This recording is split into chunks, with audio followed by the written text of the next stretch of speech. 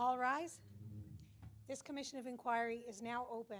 Commissioner James Igloliorty presiding as Commissioner. Please be seated.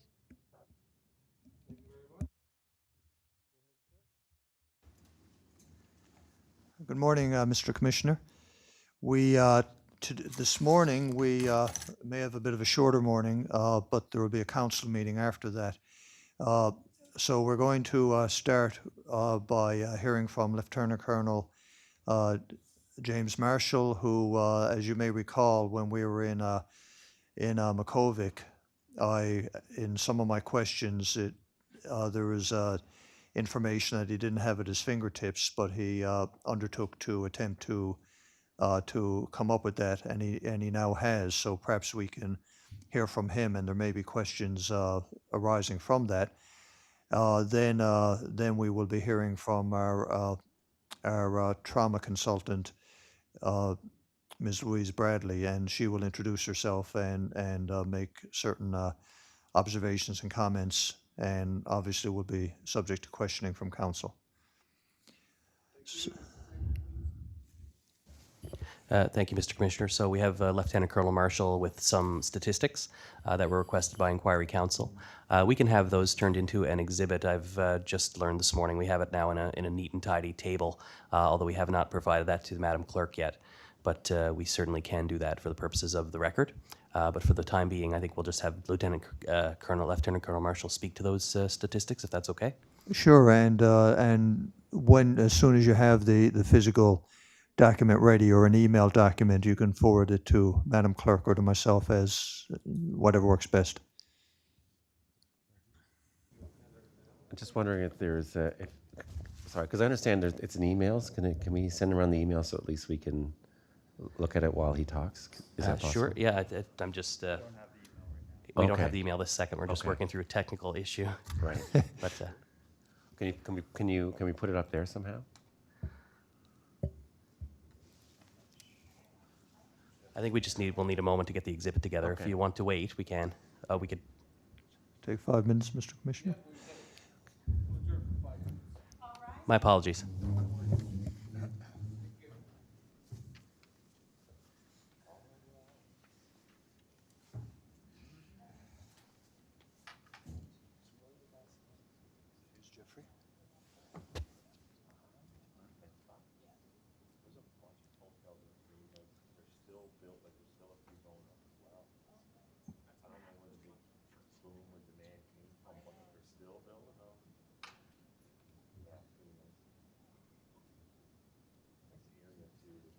you getting a Failure to everything.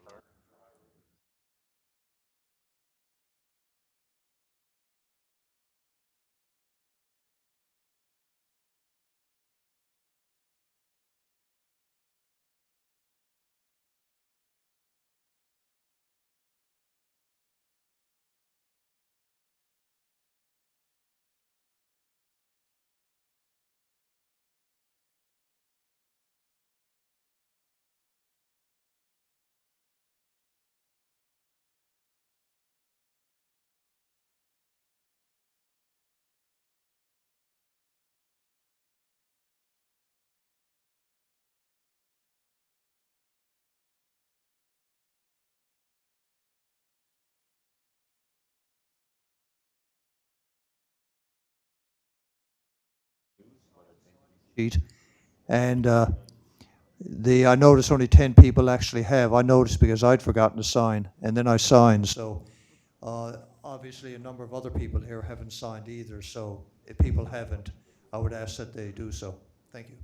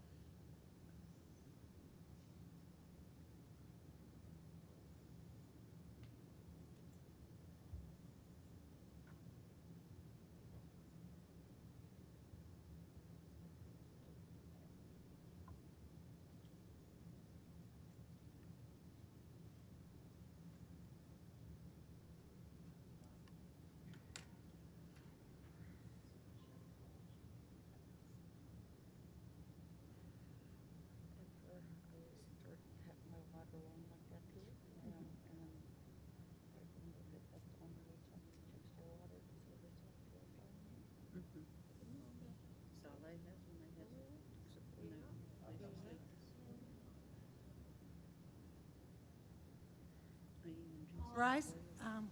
Sorry. This Commission of Inquiry is now in session. Please be seated.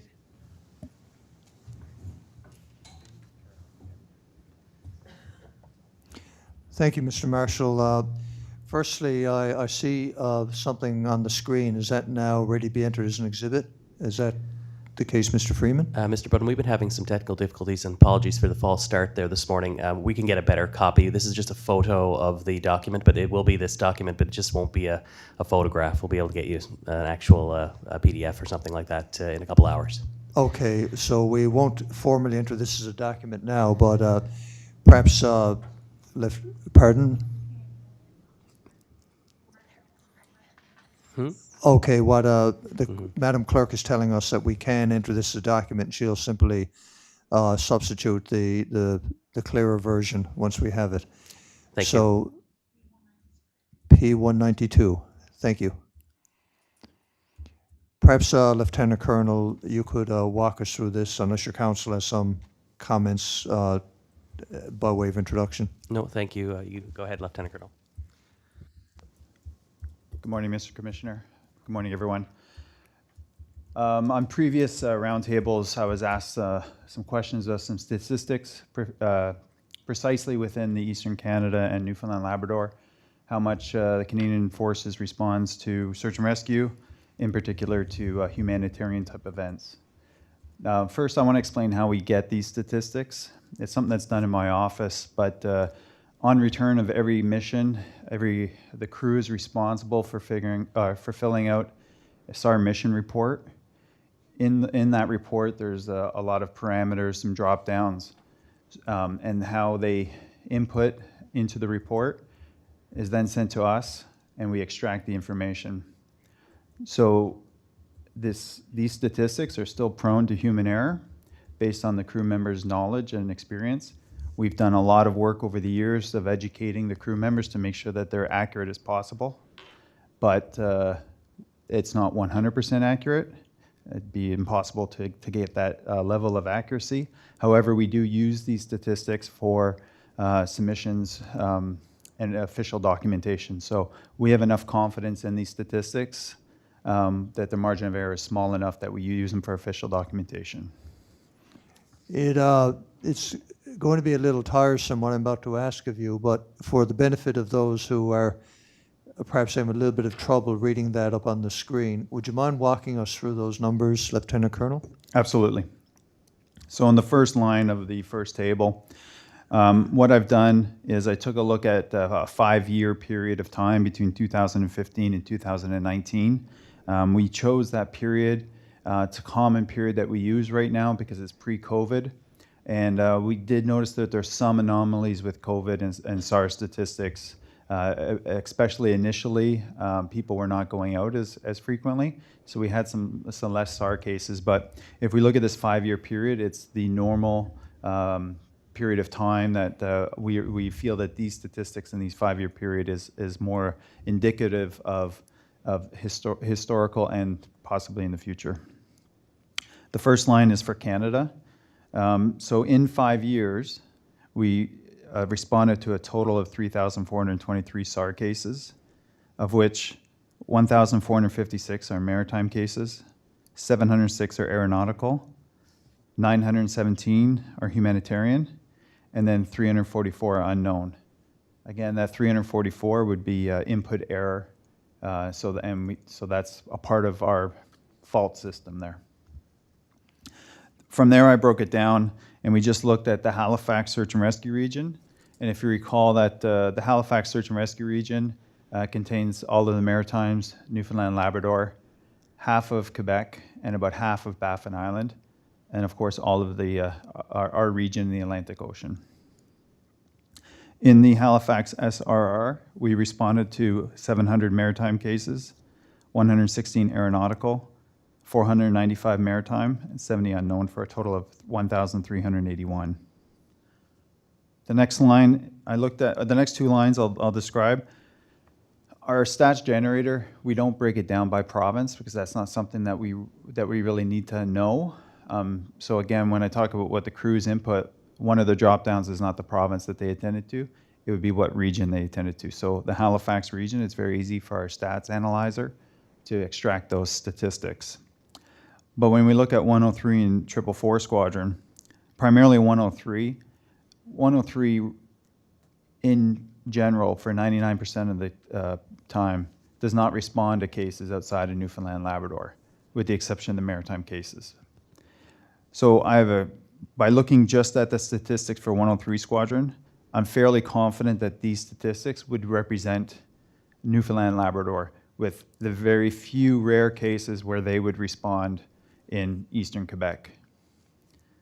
So in 103 Squadron, maritime events was 302, aeronautical was 37, and humanitarians 327.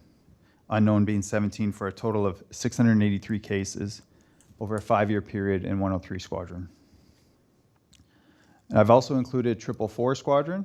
If you like, I can run over those, but that is a secondary SAR asset, which is not their primary mandate. However, we do use them on occasion for search and rescue, but these statistics are very low because their primary job is not search and rescue. And Lieutenant Colonel, perhaps you could just tell us where those squadrons are located. Roger. That's what I was about to ask.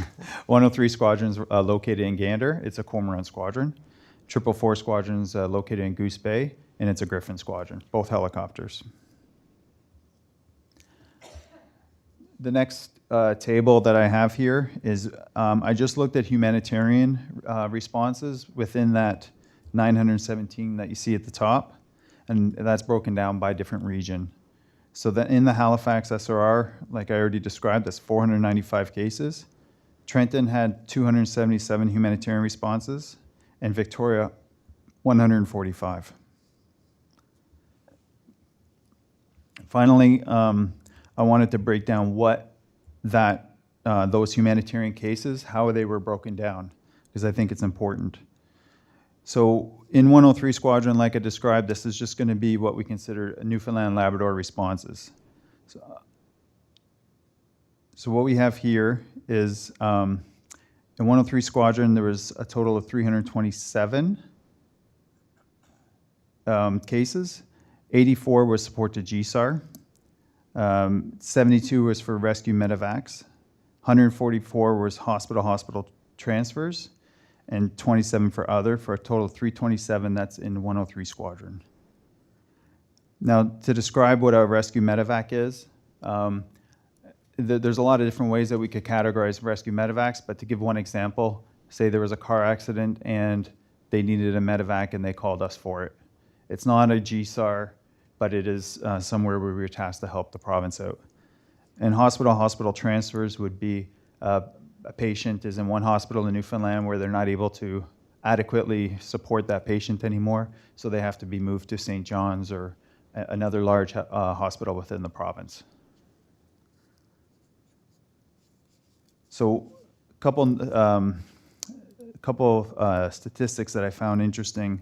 When you look at the total humanitarian at top in yellow, which I highlighted, so in Canada, in 5 years, we responded to 917, of which 327 was in 103 Squadron, which I'm confident to say was Newfoundland and Labrador. So of all the humanitarian responses that the Canadian Forces responded to in a 5-year period, over 1/3 of them was solely for this province. The next table there, what we did is we broke down by aircraft hours, and I don't really feel the need to go through all of these statistics. I just don't think they're important, but that's something that I had asked my guy to get for me, but it's not something that I think is useful. We can go over them if you want, or you have them, but it's just how many aircraft hours we use towards humanitarian responses in this region, which encompasses more than just Newfoundland and Labrador, of course. Thank you, Lieutenant Colonel. That's very helpful information and does respond to the request I made of you, so I thank you for that. Since Council are just getting this now, I have a couple of questions, but you'll be around for the rest of the week, I believe? Yes, sir. Okay, so it may be somebody on further analysis, some other council may have a question, and I guess just putting it out there that if, say, at the beginning of a later session or at some point, anybody has questions, you may be put on the hot seat again, just as so that people have time to prepare. I do have a couple of questions right now. The first one is, my assumption is that this service is provided to the government of Newfoundland and Labrador and its various agencies, such as the health boards, free of charge. Am I correct or incorrect in that assumption? The policy of the Canadian Armed Forces is to cost recover for these type of events. However, in practice, we don't. So yes, it's free of charge, but the policy of the government is that we cost recover. Okay.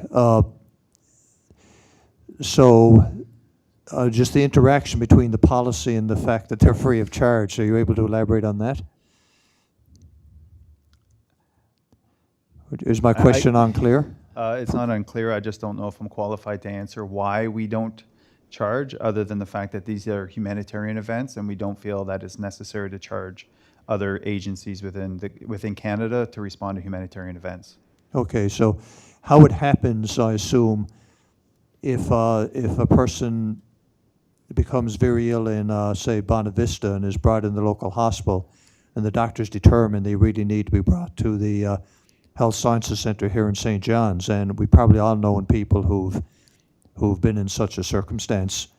So a call would be made to the JRCC, or would it go through Mr. Rumbold, his office? Just, are you able to just tell us at all how that actually happens? Yeah, I don't know specifically if it go through Mr. Rumbold's office, whether or not you have different organizations within Newfoundland Labrador that would make that call. But the same type of policy would apply, that we would encourage Newfoundland Labrador to look at other resources before that they go to the Canadian Armed Forces for these type of events, and that we are the last resort, simply because by doing a hospital transfer, you're taking the airframe out of the search and rescue role, which can have follow-on effects if that airframe is being used for something that's not our official mandate. But whichever organization, Newfoundland Labrador, does come to JRCC, we can then assume that we are the last resort, and which is why we respond. Okay, I've nothing further, but again, other council may now, or they may later, or the commissioner may have questions. Thank you. Mr. Commissioner, Mitch Rumbold here. Just for clarity on Mr. Budden's point, and following up on Lieutenant Colonel Marshall's comments, any request for health-related matters does not come through the Emergency Services Division. That is channeled through a group called MedFlight NL, which falls under the health authorities, and they would dictate and make the request. They would contact JRCC directly themselves. It does not come through our office. Just as a little follow-up to that, so they would have some sort of parallel system, and by that I mean, if the RCMP call your office for air support, the protocol, as I understand it, is that you reach out first to the contracted air support services, and if they're unavailable or it's nighttime or whatever, then the request is made to the JRCC. Is there, to the best of your knowledge, is there some sort of parallel process with Medivac? I'm not really in a position to comment on their practice, but it's my understanding there's something similar, but not exactly the practice that we follow. Okay, thank you. Excuse me, Lieutenant Colonel Marshall, I just want to add to that. It's my understanding for those type of events, they have the same limitations that we've seen under this inquiry with nighttime and bad weather. Just to clarify, 413, is that Greenwood? 413, 413 Squadron is in Greenwood. It has Cormorants and C-130 Hercules.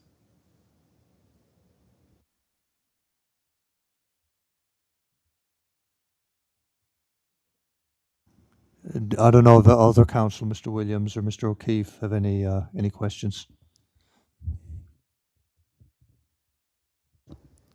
Lieutenant Colonel, I was just wondering, and I apologize if some of this may be a little repetitive, for just the Newfoundland basis being 103 Gander, what are the normal resources that are kept at that base in terms of equipment, and helicopters, planes, etc.?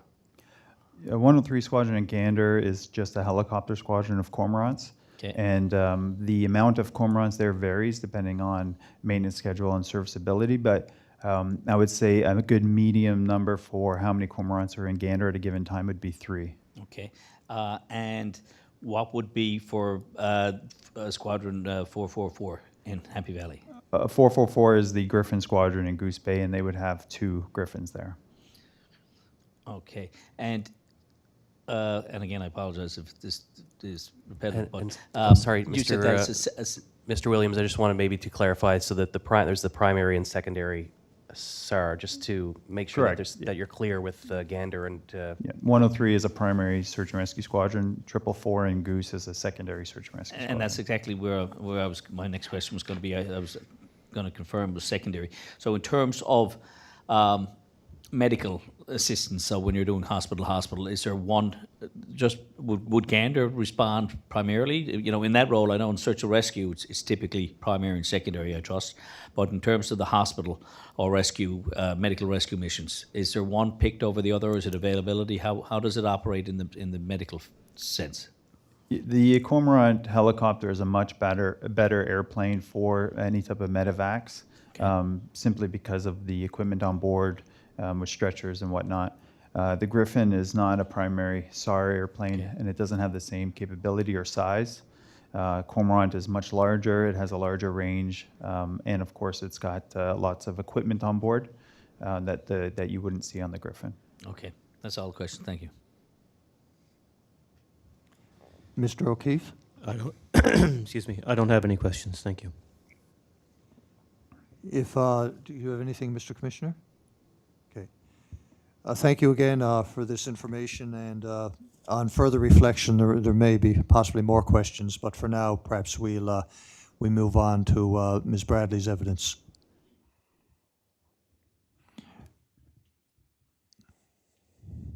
Ms. Bradley, I understand that you will begin your evidence by introducing yourself, telling a little bit about yourself, and so I'll leave that to you. Okay. Okay, thank you very much. As Mr. Budden indicated, just a little bit of information about who I am. I started as a registered nurse over 40 years ago. I'm not sure how that happened, but and then went on to receive a Bachelor of Nursing at Dalhousie University, and then a Master of Science with a specialization in psychiatric nursing at Northeastern in Boston. And I am a certified health executive with the Canadian College of Health Leaders. I've worked over the years as a therapist in a community mental health clinic, hospitals, worked in forensic mental health settings, corrections, was the senior operating officer for the University of Alberta for a couple of years, and for the last 12 years have been with the Mental Health Commission of Canada, and with the past 10 as the president and CEO of that organization. I retired from that in April of this year. Within that role, we developed Canada's first mental health strategy, the largest research demonstration project on homelessness and the mentally ill, and Opening Minds, which was a 10-year anti-stigma initiative, and developed the psychological safety standard for the workplace, and numerous adaptations of mental health first aid and creation of the Working Mind, which I will speak to in a little more detail in just a moment. Myself and others at the Mental Health Commission received awards for this work, and I've spoken nationally and internationally and have received several honorary degrees. And you are a recent recipient of the Order of Newfoundland and Labrador, I believe? Yes, that is correct. Thank you. Thank you. And the Order of Canada. So I first want to start off by congratulating this inquiry for including a mental health focus and including a trauma-informed approach throughout. I acknowledge this because the attention of this inquiry to mental health has been quite evident over the past month. And it has been a consistent theme that we've been hearing from various witnesses, but little attention by way of actual incorporation into the various SAR units. This is not uncommon. I think that while we're hearing more about mental health now than we ever have before, it nonetheless remains the poor cousin of the healthcare system. And while we've made progress into the area of stigma and discrimination, it is sadly alive and well today.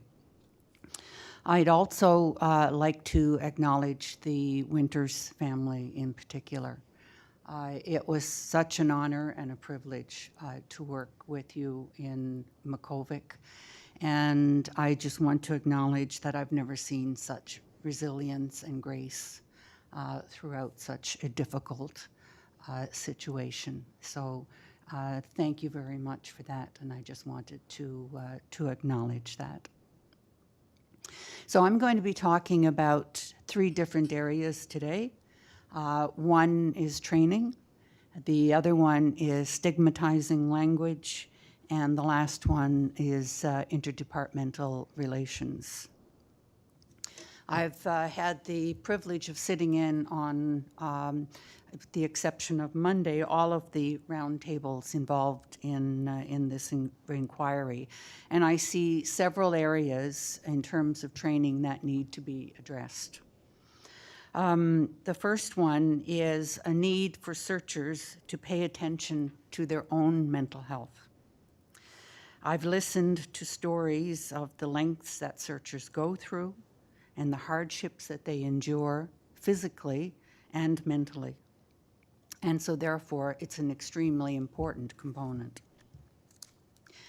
There's a need to help searchers to identify problems and intervene with each other, because they can be a tremendous resource to each other. There is a need for searchers to learn ways in which to interact with the families of lost and missing persons, and have the ability to be able to offer them psychological support when it is indicated. The fact that families involved in this inquiry learned so much about the searches of their loved ones is a testament to the needs that need to be addressed.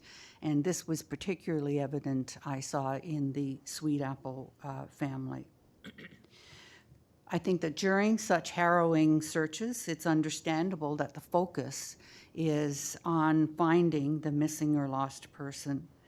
And therefore, it's all the more reason to have processes in place that ensures that families are cared for while the searchers are doing the difficult job that they do. And it seems that there needs to be a determination on who is responsible for that, at the very least, in terms of whether it's police or GSAR, but it does need to be addressed.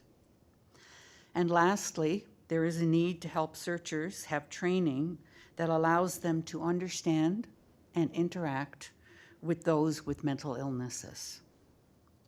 Given, I've heard that 60% of searches are related to people with mental health problems and illnesses, and those who are suicidal makes this a critical need. What I've heard is that there are one-off presentations and talks and some focus on CISM, critical incident stress management. These efforts are applauded, but fall short of what is really needed. With regard to CISM, it's important that it happen in a timely fashion, and not everybody is able or wants to be able to sit in on these sessions immediately after an event. Offering reassurance that people's emotional experiences are often a normal reaction to an abnormal event is extremely important. But there have been studies that show that sometimes there is little benefit to CISM, and in some cases, reliving the trauma is harmful for some people. I guess the good news is that it seems that CISM is particularly relevant for first responders. I guess my point is that while it may be helpful for some, it is by no means the answer to what is needed. And I worry that it can be seen as ticking a box and feeling that mental health has been addressed. There's been discussion about providing EAP to searchers, and I think that that's very important, but I also think it needs to be made available to families.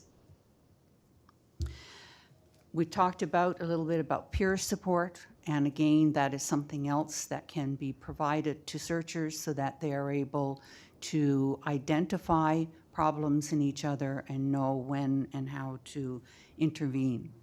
So there needs to be a menu of options. I think that I want to talk a little bit about what can be done. Where do you start? How can this be made available? There are 2 programs that are already available and can be accessed: the Working Mind and Mental Health First Aid. So let me explain a little bit about what the difference is between these 2 programs. Mental Health First Aid is designed in order to identify problems in somebody else. It doesn't train you to be a therapist. So like with general first aid, if I cut myself, somebody in the room will know what to do to stop the bleeding in order to get me for help. And most of you would be able to do that, but if I experienced an anxiety attack, you probably wouldn't know what to do. And Mental Health First Aid helps you with that. When I first started in my role with the Mental Health Commission of Canada and made mandatory first aid training for the staff, one of the people came to me and said that one of the staff had experienced a rather severe mental illness and became psychotic, and he was so grateful that he knew what to do to intervene to get that person for help. So it helps us to be able to identify and know what to do with peers, to help and identify, to know what to do with families, and help and know what to do to intervene with people with serious and chronic mental illnesses. The Working Mind, on the other hand, is a self-assessment tool. And it was originally came from Department of National Defense, the Road to Mental Readiness, and was adapted. It's a tool that is color-coded, so you can look at it and see whether you're in the green or the orange or the red. It doesn't pathologize things. And I had a police officer come to me after I had spoken at a police conference, and he came to me and said, I don't know whether you saved my life, but I do know it saved my marriage. And when I went home and said to my wife, I think I'm in the orange, she said, no, dear, you're in the red. And then identified where and how to get help. So I think that at the very least, it would be wonderful if funds were made available to get these programs in place as quickly as possible. They are every bit as important as the clothing that we've heard about, the equipment that is made available to all SAR units. And following that, a needs assessment. So as per the psychological safety standard for the workplace, let's figure out whether or not that is sufficient.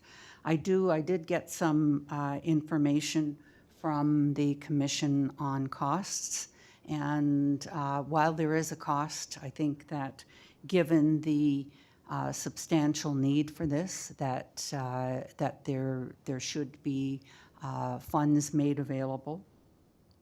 And so I'm happy to talk about those further if you want more information. I'll move on to stigmatizing language. Now, you may be sitting there thinking, well, does this really make a difference? Do words really make a difference? and I'm afraid they do, very much so.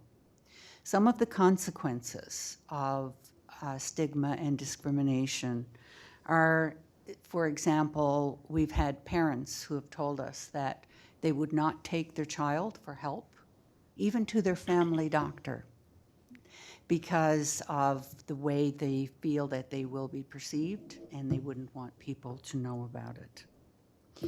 And if someone is off with a physical injury, of which I'm sure happens quite a bit in this area, or is having surgery, there's cards, there's calls, there's balloons, and yet if somebody is off for a mental trauma injury or mental injury, there's radio silence. And I think the Honorable Romeo Dallaire can certainly articulate this far better than I can, and very eloquently, having experienced it himself. I heard stories throughout this inquiry from searchers and others, and they were stories of PTSD, and in some cases, death by suicide. So if you think that stigma doesn't have a huge impact, it really does. Now, I also realize that the word despondent has been used for quite some time and not developed by anybody involved in this inquiry. And it is found in notable search and rescue manuals.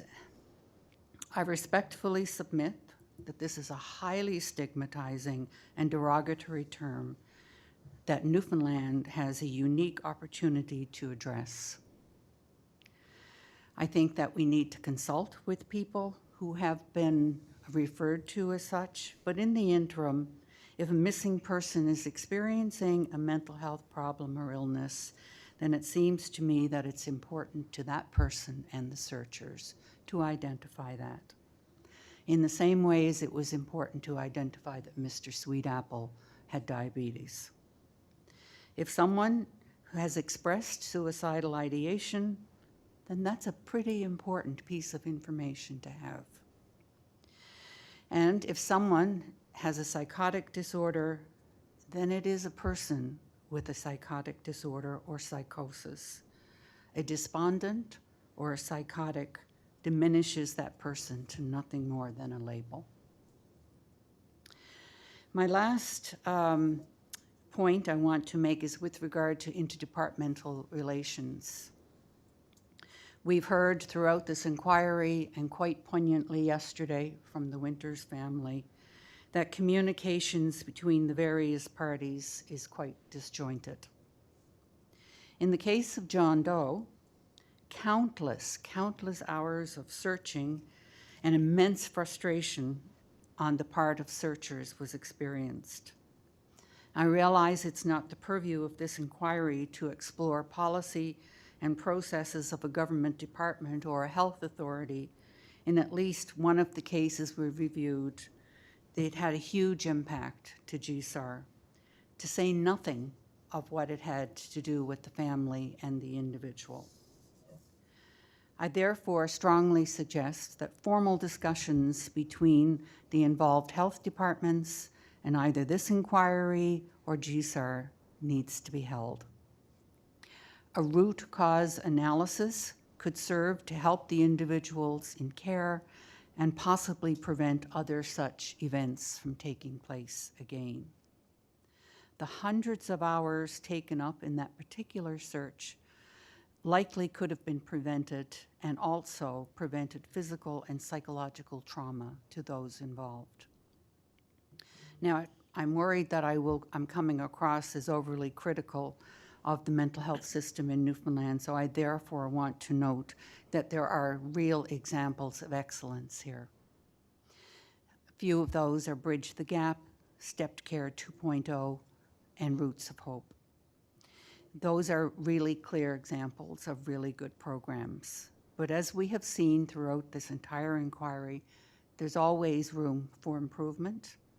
And yet again, communications or lack thereof has been a culprit.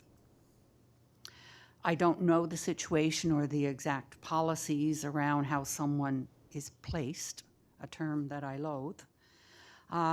So I won't offer an opinion on that, but it's clear that more information and discussion needs to take place. So thank you very much, and I'm happy to answer any questions that you may have. Thank you very much, Ms. Bradley, and I'm sure council will have questions or comments. I certainly do. Perhaps, Mr. Ralph, you might like to start, and we'll work around the table. I'll finish up, if that suits you, Mr. Ralph. Yeah, Ms. Bradley, yes, and perhaps I'm not close enough. Ms. Bradley, so what's your sense of sort of the importance of debriefing a family, after there's been a sort of a tragic outcome, or even if it's not a tragic outcome, it's still sort of potentially very traumatic for the person who's lost and for the family. And so, in terms of the importance of a debrief, could you comment on that? Yes, absolutely. I mean, I think that a debrief following is every bit as important as keeping them informed throughout. And, there doesn't seem to be a whole lot of processes around what that information can and should be. I did hear from one of the families that when I was talking about how that person was feeling at that time, said, I could have used this when so-and-so was lost. And, I think that in the absence of information, we fill in the gaps ourselves. And so, as I mentioned, and they were quite open about it, Mr. and Mrs. Sweetapple in particular, were quite surprised to learn about what exactly had happened. And as a result of that, spoke quite openly and publicly to the media about what was done and what wasn't done. And so, everything ranging from sense of worth, personal worth, to not giving the credit that obviously GSAR deserves can be impacted and can be quite traumatic for the family if they feel that something could have been done, should have been done, and feel that it wasn't, when in fact that may not have been the case. So I think that debriefing following each and every search, regardless of the outcome, is extremely important. I'm just wondering, maybe Mr. Blackmore or Mr. Smith or Sergeant Williams can answer this, but so in this sort of protocols or manuals that the police and the GSAR units have, is that responsibility or role identified? Harry Blackmore. That role as to the debrief with the family is usually left up to the police completely, because we don't do any interviewing with the family in this province, or it's all come from police. We get our information from them. So that's the way it's done. I would comment on Miss Bradley's comment on despondent. No, I know exactly where she's coming from. But in the big picture, years of searching, most of the times the police don't come out and tell us exactly which mental health or disability probably is involved. And I think that's where the actual term came from. Whether it's right or wrong, that's another story. But I think that's where it did come from. Right. But it's a category for the purpose of doing data analysis, though, isn't it? I mean, it's not, there's no reason why it has to be despondent. It could be, you could use some other word that's not. You could use any at all. It's just a category, but I don't know where she's coming from. No, fair enough. And I don't know if Sergeant Williams, you want to address that?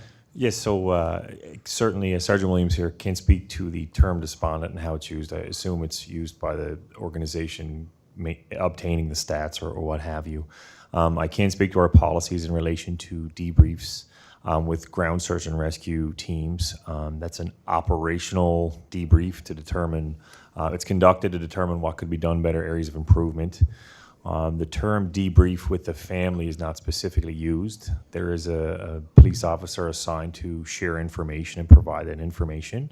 But in terms of providing those health type services to the family, That's not something we would do. It would be more of a share of information to make them aware. But certainly, there would be some avenues available, hopefully within the provincial government health system, that could be assigned to that to work with them after they hear some of that information. Certainly, we would triage that information and ensure it's not too traumatizing. Getting into specific traumas on how things are conducted is not something we would do. We would look at the overall situation and provide the information in the most sensitive way possible to the family. But in terms of aftercare for the family, we would see that that's nothing listed in our policies, and likely would be a partnership with health or some other organization within the province.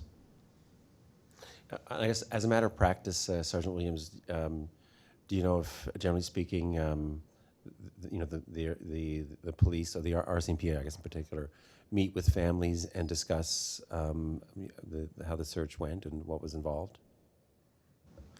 Yes, so the information is provided after through the family liaison police officer that's assigned to the family throughout the course of the investigation itself. So there would be share of information. Again, not all specifics are necessarily needed because sometimes they can be fairly traumatizing. The position that someone might have been found in, or the specific traumatizing details associated. So that info will be triaged by the police officer providing that information to ensure the accurate information is conveyed, but it's done so in a sensitive way as to not give too many details to make it, if it's particularly gruesome or what have you. I just want to, I'm sorry, go ahead. Do you want to?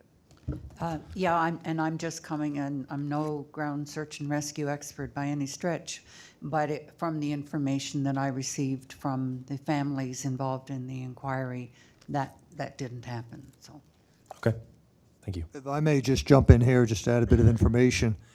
When, as Ms. Bradley no doubt will recall, when we met with that particular family in June, sort of early in this process to introduce ourselves, at that point they had no idea that there had been a GSAR operation for their benefit. They didn't really realize there had been an organized search. And because of that, they'd had many years of just not knowing the effort that had gone in. And of course, and we all heard it when the hearing came up and they were informed for the first time, really, their take was very different than it had been for a number of years, during which they'd done media interviews and spoken to many people. It also needs to be said that this search took place almost 10 years ago, long before Mr. Williams was in his position or anybody presently involved in the RCMP. So it's not meant to be a criticism of anybody, of you, Mr. Sergeant Williams, or anybody else in their present roles. Sergeant Williams, no, absolutely appreciate that. I guess I can't speak specific to that, obviously that specific case a number of years ago, but I can say, I guess to varying degrees, the amount of information provided. I would suggest that perhaps now it's a different scenario wherein the families are aware of efforts taking place. Getting into the very specifics of search and rescue, the tactics used or what have you, I'm not sure the depth at which, each incident, I guess, it differs a little bit. But I would say, based on our policies, we do have a family liaison who would be fielding questions or what have you. Can I just jump in here as well and ask Ms. Bradley a question? So given that neither NL-SARA or the police are really going to solve the problem you posed, and that they don't have the right person, I guess, to do that, how do you suggest a realistic answer to this? I mean, is it by giving someone in the police force training? Is it giving the province the ability to step in there and offer that kind of solution, or training NL-SARA team members to take on that role? What do you think is the solution? I do think additional training is needed, for sure, and that may have been what's happened according to Sergeant Williams, I'm not sure. But, and if so, that's great, but additional training does need to take place. And regardless of who it is that does it, that training is important, but someone needs to do it. Otherwise, the family are left in the dark, and which only increases the likelihood of trauma for them and potentially the person that was missing. So I think it's a matter, again, of sorting out who does what when, and as long as somebody does it, but indeed additional training of some kind is It's needed. interesting that the police are often called upon to make these calls anyway, isn't it? In terms of there's an accident, there's a deceased person, it's often the police that are kind of thrust into that role historically or traditionally. Yes, Commissioner Richard Smith, that is correct. They're looking after deceased subjects. Just like to comment with Louise Bradley there on your presentation. Thank you very much. That was excellent. Very value added to the inquiry and excellent researched and presented here. I will say from a training perspective on search and rescue managers and the folks that work as the operations sections chief, where he or she is the tactical commander, directing the efforts of others in the field, implementing the incident action plan. They work hand in hand, as we've heard now, with the police, the incident commander. There has been training and pages dedicated to looking after the family and the relatives of the family now for many, many years. That is covered on training courses for search and rescue managers. Police officers have attended these courses, ground search and rescue personnel, and we always say, you know, do not ignore the family. Take initiatives to contact them. Assign a person to look after the family. So that's been recommended best practices now, actually since the 1980s. But when you have a training course that lasts 5 days with a lot of information, and then you have the field application of things that are going on, sometimes I understand and respectfully submit that can be overlooked, but it is a very important part of also getting information and engaging the family, because it's recommended that the family, as I mentioned, I believe yesterday, that they be briefed at least twice every operational period, and that operational period can be 8, 10, or 12 hours, to inform them as to what's going on. And then I wholeheartedly agree with Louise Bradley that after the mission, we have failed in not engaging the family and giving them a debriefing process as to exactly what happened, the coverage on the ground in the area where somebody would have been, the tactics that were employed, and follow-up. And I believe, and Sergeant Williams will have to correct me if I'm wrong here, the RCMP had community service officers in the communities that help with all sorts of aspects of dealing with the community. I believe they used to be called victim services, but we've changed that name. And if they can be engaged, because they're already there, they, in my understanding, have mental health peer counseling work, but we need to be corrected on that, sir. As Sergeant Williams, those positions in the communities themselves don't exist in the province of Newfoundland and Labrador for the RCMP. Thank you, sir, for that, and that's my ignorance, because I didn't delve into that, and it's unfortunate because I know that it's covered elsewhere, and again, that's a funding issue and does take time, money, and energy in getting the right people in to do those jobs. So my main point there is training development has been there since the mid-1980s on engaging the family, and I believe that one of the documents that's been submitted to the Commission was a search and rescue management training manual, and you'll find it in there on page 9-117. Thank you. Mr. Commissioner Tom Williams, I guess first of all, I'd like to start by saying that, one, I thank the Commission for putting a trauma focus on this effort. And I, as one, came into this as ignorant as probably anybody as to the real necessities and needs for this. And this spoke so very largely in Makovic. And I think that's when it really came home. On behalf of the family, I think I can easily say that they're very grateful for the efforts that Miss Bradley has put in and the support that she provided them while we were in Makovic. It was invaluable. It truly was. I've been fortunate enough to have an opportunity to work very closely with her, given my role with the families. And I can tell you this process definitely required this, and she supplied invaluable services over the course of this inquiry. And I think that helps focus the need twofold. One, that this is a recognized area that I don't think we would have realized prior to these hearings, of the necessity of involving mental health aides and support services in SARA-related matters. And not only for families, obviously, we're 10 years after the events of Burton's loss, and yet supports are still needed for different reasons. And I think, and I want to get, I have one commentary, but I want to hear from Ms. Bradley on this, is that this is an ongoing thing. So I don't know if we can look at it in isolation, is that support services are needed. And we saw that twofold, not only from a family perspective, but we also saw it from Sergeant Vardy in Makovic as well, who very honestly and sincerely expressed how he's been dealing and living with this thing. So this is not a SAR incident-related matter. I think it's a continuing matter. So after having said my long-winded introduction, is that I know recent times you've indicated that mental health issues are now coming to the forefront. But I think COVID has also allowed us to focus more on that, given the fact that you made reference to the Step Care Solutions Program. Can you speak to what is available right now in terms of, for a group like NL Sarah, who are sitting here saying, look, we need, I guess the easy answer is money thrown at everything. But if they wanted to take mental health related issues, mental health first aid on as a project, what kind of efforts are out there that they could avail of now without having to wait for a recommendation from the Commissioner and subsequently funding from government to start to address that? Thank you.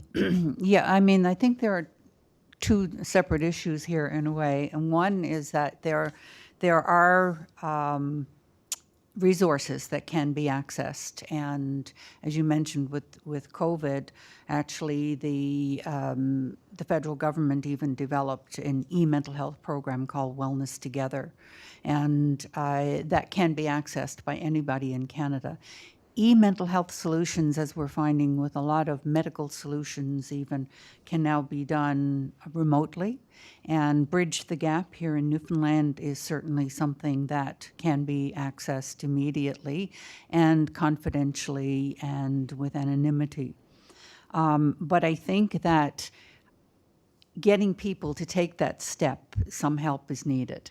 And as I've talked to other first responder groups across the country, with all due respect, these are groups of people, the majority of whom are male, that feel that toughing it out is something that they can and should do.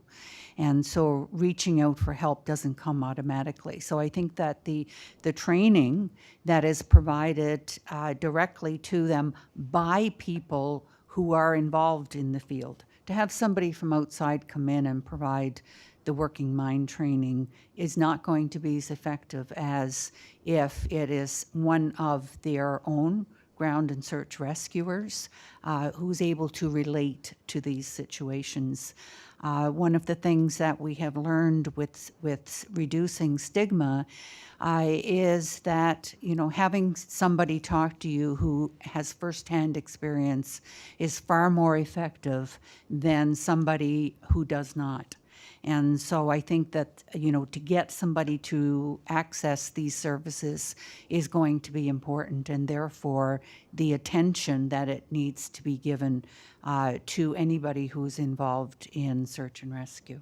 Does that answer your question? Yes, and I guess in part, and where I'm leading to as well, is it a matter of just training existing personnel, or does there need to be a policy? We have so many written policies with respect to search and rescue, and the RCMP and RNC have written policies. Do you see it being useful to have a mental health strategy policy written down with respect? Yeah, thank you for that. I think a mental health strategy would be extremely important and effective, and that, again, shining a light on the need for mental health services and training and outreach is as important. If we could make it as important as the equipment that people need, is absolutely critical. And that takes a lot of time and effort And unfortunately, it costs as well. But I do think that a mental health strategy, particularly since we're focusing on Newfoundland and Labrador, would go a long way to go in the direction that it needs to go in.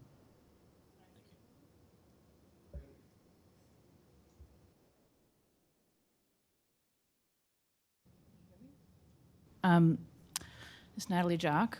I just wanted to have a comment put in there for sure to say that personally I found the RCMP had come to our house regularly, and it did make a really big difference to us. We knew what was going on while they were searching, and they had kept us updated. If it wasn't for us in our small town knowing them personally, it might have made a bigger difference, and there was no intimidation with the RCMP there because we had known the men and because they're part of our community. And so that was huge during the process. But when you're going through such a traumatic experience, you don't really think clearly. So if it wasn't for some family members maybe being there, some of those updates might have been forgotten about, even though I was there and we were there. And so even 6 months after we had lost Burton, I think that's when it really had hit me. So a debriefing could happen during the process, but I find months following after would be super helpful as well.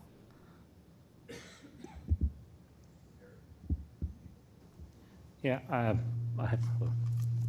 I agree with what Ms. Bradley is saying for training, and it probably should come back to us, but you have to look at it also that we have been fighting with their CMP to change policy to help us. They will not give us any mental health supports due to national policy. So we're fighting that battle alone, and I agree, yes, we need to do more for the families, but we can't even get it ourselves. So that has to be changed. And I've gone to Sergeant Williams and he's gone up the line. But nationally, that needs to be changed in their policy. And I've not only dealt with Sergeant Williams on this, his predecessors, that we need help also for our teams and we can't get it. It's just point blank, no. We do a debrief, and then if there's anything else above that, hope for the best, which is not right.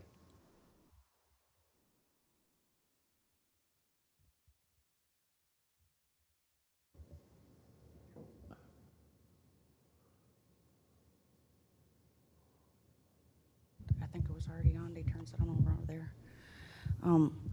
We were in Goose Bay when Burton went missing, and I know the RCMP went to Natalie and their family, but with where we were living in Goose Bay and we were sent to Makovic, they did not come to us, so we didn't have no updates. We didn't know anything what was going on. We were just left in turmoil and to wonder what was going on. We didn't know nothing about anything pretty much until Burton was found deceased, and we didn't even really hear nothing after he was passed.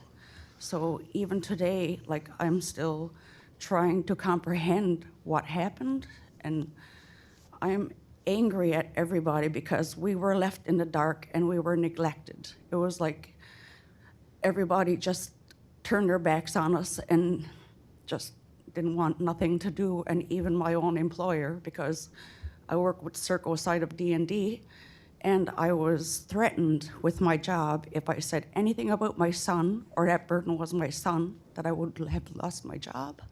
And I couldn't afford to say anything. And then the worst, we had politicians coming in where I worked. I wasn't allowed to say anything to them. And I had to come face to face, knowing that they were responsible for a lot of what happened. And I needed this out, but I had nobody to go to and nobody to talk to. Nobody was there for me. Nobody was there for me throughout this whole thing. So support is really needed.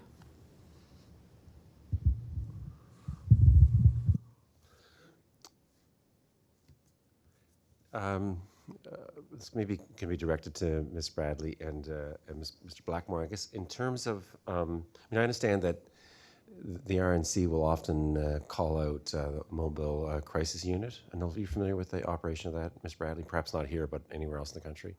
I'm just wondering, Mr. Blackmore, is that resource ever called upon when you're engaged in a search for someone that has mental health issues? Well, I know of the program, but it's fairly new. But no, we have not been. We have never even been asked if we wanted anybody to come in doing presentation. But now, in backing up that, I will admit that the RNC part of it, if we ask for it personally or ask for a debriefing, they will, at that time, they would bring in the Salvation Army, who had their critical incident stress people take care of it. So at least we weren't lost in the dark. But I know there is more that can be done, especially now they have this new program, right? So, because I understand, I think it's 60% of the rover searchers involve people that with mental health issues. Is that, because I don't think that's 60% across the province, it's 60% of It's about 60% of our calls and about 45% of the province. Right. So I'm just curious about, in terms of the interaction that you would have with other sort of mental health or professionals or agencies within sort of St. John's area. Is there any communication with people with, at Eastern Health while you're in the midst of a search? So the information, or perhaps there is communication between the police and the Eastern Health, you're not aware of it? There could be, but we're not. Okay. The last question I have is for Ms. Bradley. In terms of the sort of best model that you're aware of across the country, in terms of for first responders being getting adequate code of support, immediate follow-up, and then therapy over the course of the challenges that they might have as a result of trauma. Can you think of who's kind of best at that? I wish I could give you a list, but unfortunately not. I do know that there is a report that the Mental Health Commission did some years back on training for police officers across the country, and it really did vary. Fortunately, RNC here in Newfoundland actually fared fairly well in terms of the training that is provided there.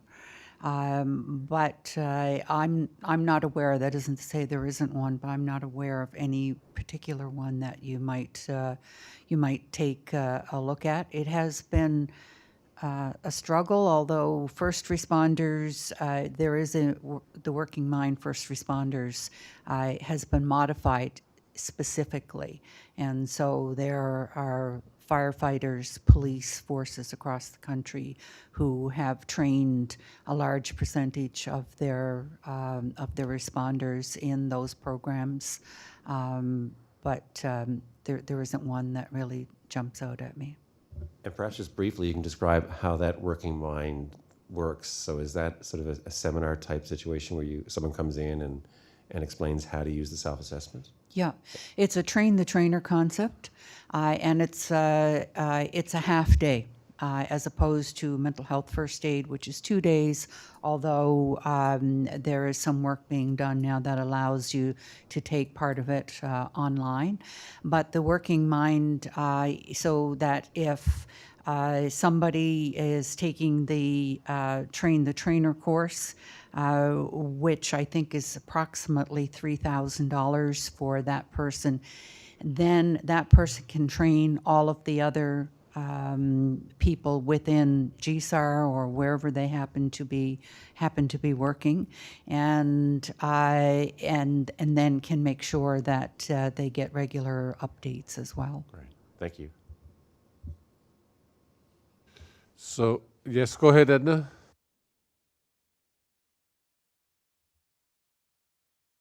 Hear that.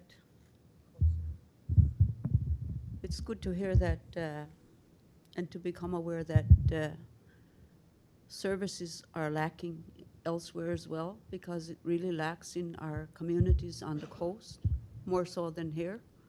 And to hear that it's lacking here is a little bit alarming as well, too. To hear that Mr. Blackmore is saying that they're fighting for support. And I think in the clinical sense, we have so many things that are lacking on the coast, even though we have worked with programs such as Bridging the Gap and the mental health first aid and the wilderness first aid, all those types of programs within our departments that I work in. And we've come through a lot of crises, built right from the introduction of acknowledging relocation, dislocation from Hebron, Nutak, and Ukak to present day, and even through the loss of my grandson, to have gone through the varying stigmas of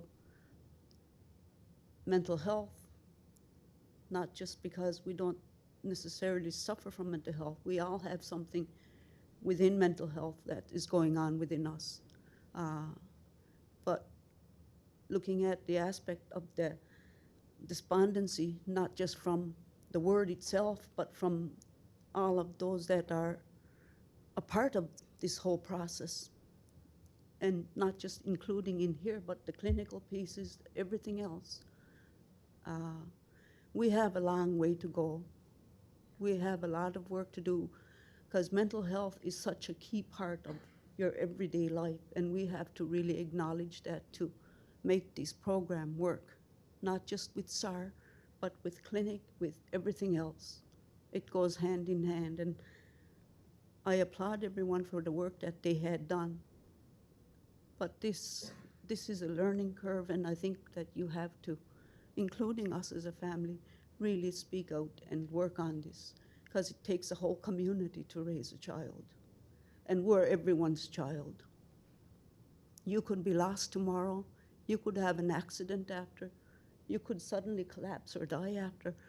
We have to learn to work together. Thank you. Thank you very much. This question is for Mr. Blackmore.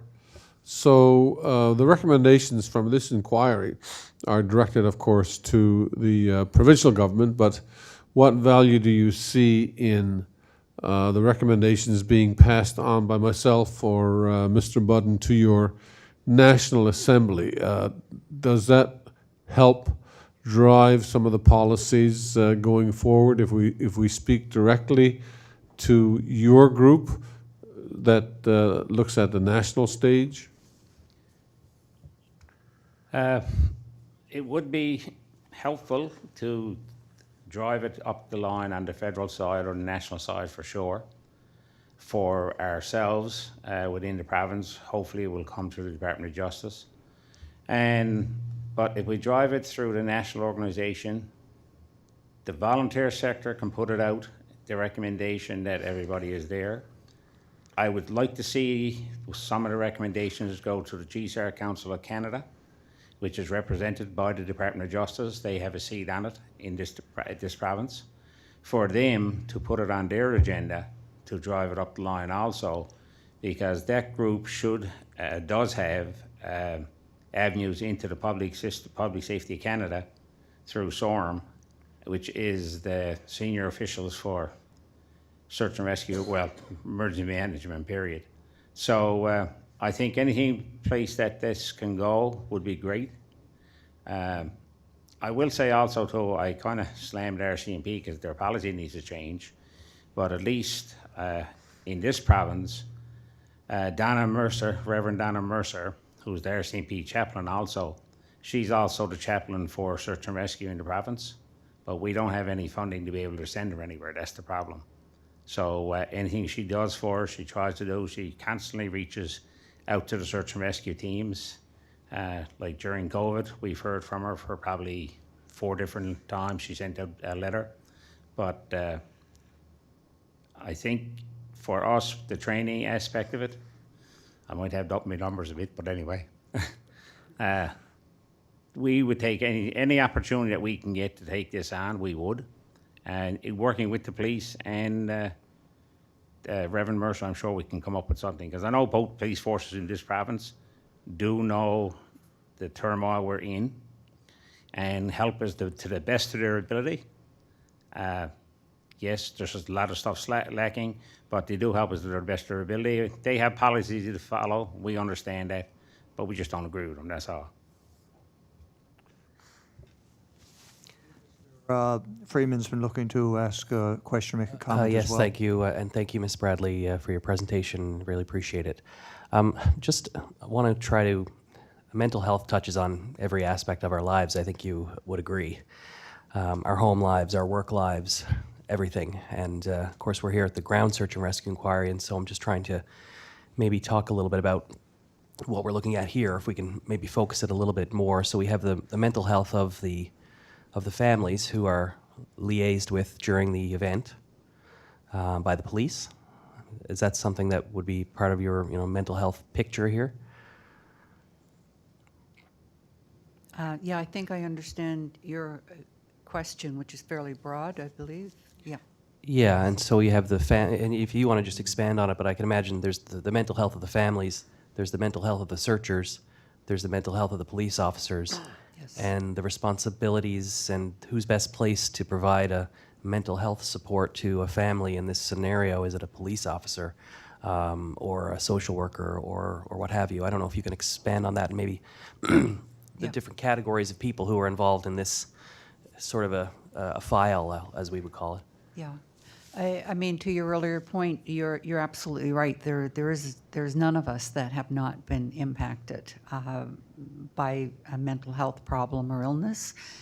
We say 1 in 5. I think it's 1 in 1. It's either ourselves, a family member, a friend, or a colleague, and so everybody is impacted in one way or another.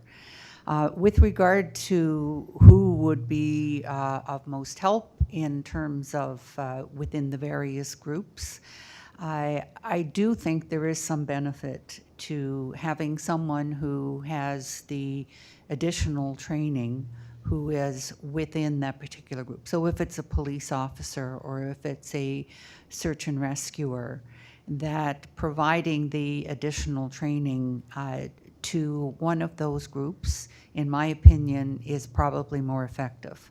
As I stated previously, I think there's some benefit to knowing if I'm a police officer, I'm able to identify with police groups far more than somebody who comes in from the outside. And with regard to the families, again, it is police officers, if we're talking, I'm just using that one particular example, that they know all of the other details and what's going into it. And so being able to communicate with what is going on in there, and then being able to determine the best way in which to deliver that news, because it's really important, as we've heard from the Winters family and from the Sweet Apples, to keep people informed. And so I do think that somebody within that group with the additional training is probably the best route. And so you had mentioned, I think, one of the searches that we dealt with here where the family liaison role or communication had been lacking. Was that the Sweet Apple search that you were referring to? Are you able to say? Or? Yes, it was. It was, okay. Thank you. And I know we've heard from the Winters family as well here this morning on that topic in a way, in on some different ways. Mr. Blackmore spoke as well, and so I just appreciate that he mentioned that he was a little hard on the RCMP there, and that's okay. But my question, I guess, is you have I think NL-SARA has insurance through the province. Is mental health not covered by the workers' compensation, any other coverages? Because I'm just trying to get an understanding of. So we've talked about that there's the mental health of the families during a search and maybe after a search is over, but then there's the mental health of the searchers, and so I'm just trying to get an understanding of what it is you can and cannot get from whatever arrangements you presently have. And I understand you're looking to the RCMP to do it, but I'm wondering why maybe it's not part of what I would think of as regular provincial mental health coverage or workers' compensation coverage. I apologize if my question is uninformed. be very truthful with you, I don't even know if workers' comp, we can get it. We were told we had an EAP program. No one ever explained it to us. We were told we got workers' compensation. I don't know if anybody ever wanted to go on a workers' compensation, but to even try to get an information session with it is impossible. So I don't know what's there for sure within those programs. At the time, the ADM, Jackie Lake Kavanagh, put the AP program in for us. She moved on, so we don't know where it went from there.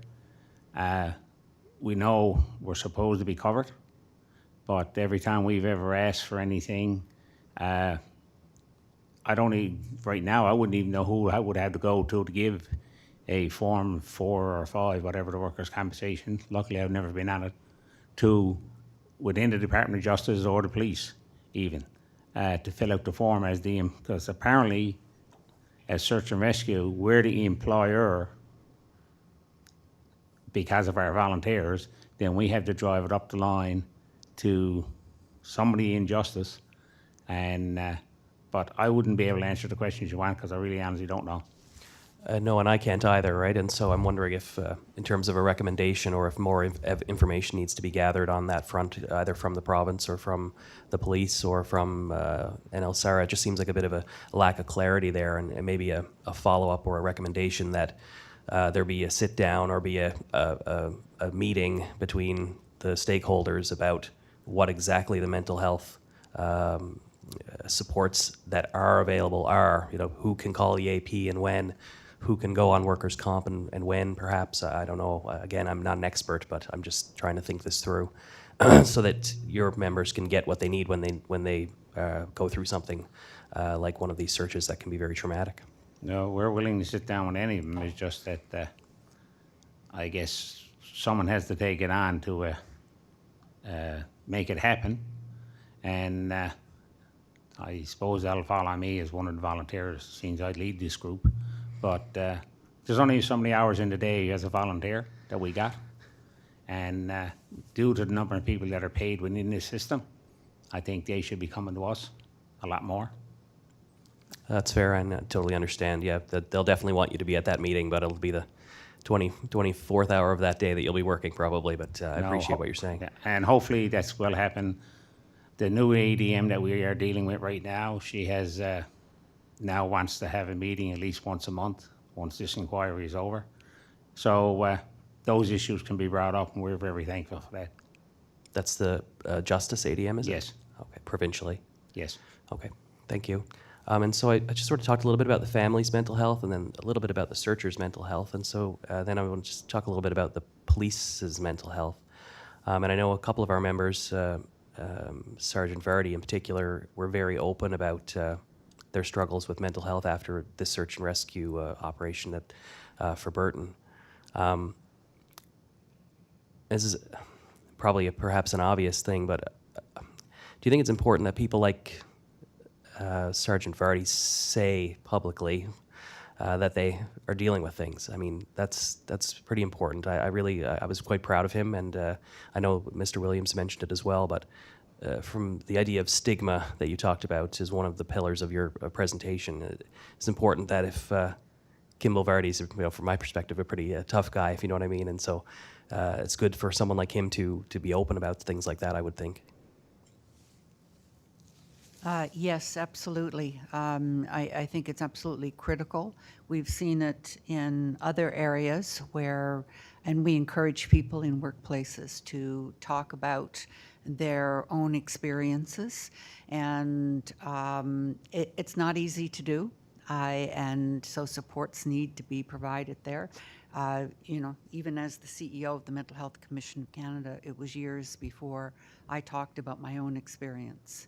And yet I had people come to me with tremendous stories about how it allowed them the freedom to be able to talk about it themselves. And I think particularly in situations like you're talking about with Kimball Vardy, who is, as you mentioned, very forthright and talking about his struggles, it's really important. It demonstrates to other people, to other police officers, that it's okay. and it gives them a license to be able to talk about and then reach out for help.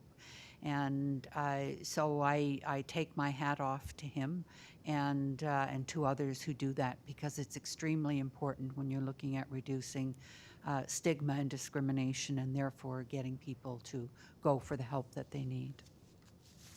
Thank you. I really appreciate that, and I'm sure he will too. Lieutenant Colonel Marshall had maybe wanted to make a comment on this topic as well, if that's appropriate this time, with respect to mental health support for searchers in his neck of the woods. Yeah, good morning. Thank you, Lieutenant Colonel Marshall. Ms. Bradley, I just want to thank you for what you've highlighted here. I think it's very important. As you can imagine, mental health injuries is very important in the military, something that we haven't always got right. We used to call it cowardness, shell shock, PTSD, but now we call it operational stress injuries, which is a good terminology, I think, for it. It's something that we found that it requires culture change. As was identified in the various roundtables and by yourself and Mr. Blackmore, most of the ground searchers are men. As you identified, we're not always good with expressing our feelings, especially to other men. And one thing that we found is once you change the culture, or at least attempt to change the culture and be more open and in identifying problems, and then once we identify them, then we can actually provide support. We have something called Road to Mental Readiness for our first responders, our SARTECs, and more than just SARTECs, because we are finding that there are mental health injuries in other members of the crew. Although they don't see the cases up close and personal with the other crew members, any case where there's not a positive outcome will have a negative impact on every member of the crew with those particular cases. And one last thing that I want to highlight, especially for Mr. Blackmore, is it's also important for post-care, because you might have somebody who leaves the ground search team for a mental health injury. And we're finding in the military we have plenty of people that are being released from the military for their mental health injuries. And it's important that we continue their care after they release from the military, after they leave your team, because it's still, in my eyes, it's still our responsibility to take care of them, whether that's for a short period of time or it could be for their entire life. But I just want to, again, as everyone else has, Ms. Bradley, thank you for highlighting this. Thank you for those comments, and I agree with you completely with regard to your comment about culture change. And as you know, culture change, and particularly in certain environments, is extremely difficult and takes a long time. So that's why every little bit counts. But being able to talk about it more openly and in an informed way can make a big difference, and to the culture. So thank you. Thank you. We have no more questions at this time. Just wondering, Mr. Ralph, do you want to respond for the province, as counsel for the province, on the question Mr. Blackmore raised about workers' comp, or someone from that division being able to address that point for the commission? I'm certainly not in a position to give an opinion about sort of the legal sort of situation that NL-SARA members find themselves. I understand that legislation exists which says that if they are injured in the course of their employment and they've been tasked by the police, then they are covered by workers' compensation benefits. And again, I don't know what those are, but I understand that that they would include sort of medical benefits and loss of income. But again, exactly what they're entitled to if they are suffering as a result of sort of like I guess an operations injury as a result of a search, I couldn't tell you. I'm surprised to learn that information has not been available to NL-SARA. Certainly, I don't think that would the Department of Justice would think that that's our role to sort of interpret the legislation of the workers' health, the workers' compensation department. I mean, that would seem to me that'd be something that NL-SARA should be doing directly with that agency, which is an arm's length agency for government. I'll just jump in, perhaps, Mr. Commissioner. We've had concerns, as we in this case, this public inquiry has had concerns about the extent of the coverage that is available, whether it is exactly as Mr. Blackmore hopes it is, and what it actually, how it actually operates in when needed. And we have made inquiries, and as you know, we've had a bit of a dialogue while realizing, obviously, that the Workplace NL is an arm's length organization. We're hoping to make further inquiries there and to inform our report with and hopefully get a bit more certainty for the NL-SARA as to what their coverage is or is not. There's one obvious concern that I've spoken about is we understand that there's certain indemnifications available and perhaps workplace NL coverage available when the GSAR community is tasked on an obviously GSAR mission, a ground mission. Is that coverage still there when it's perhaps, as in the Makovic airplane crash example, when they're tasked by the RCMP on a matter that falls within federal jurisdiction? So there's a bit there we're trying to inform ourselves on, a couple of pieces of that, and that's ongoing. It seems curious to me that, because the question here seems to be, has anyone attempted to avail of benefits from the Workers' Health Compensation Board? And the answer seems to be no, from what I can gather. So I'm not sure. I mean, I think it's a fair question. What you're bringing up is we want to make sure that they're covered. If a health agency tasks them basically through the RCMP to do something, we want to make sure if someone gets hurt that they're covered.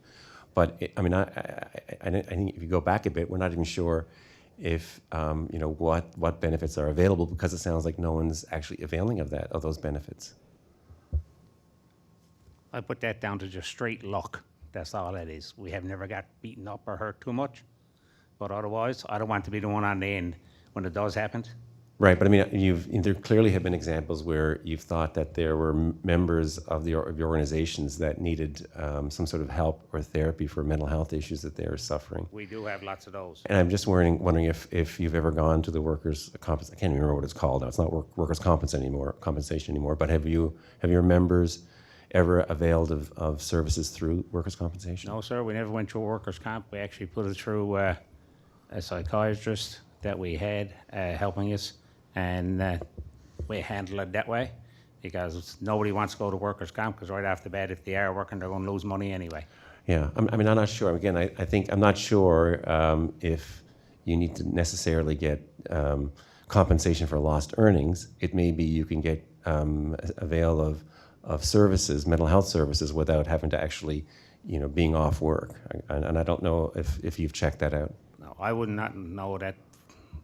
Definitely no. I don't know.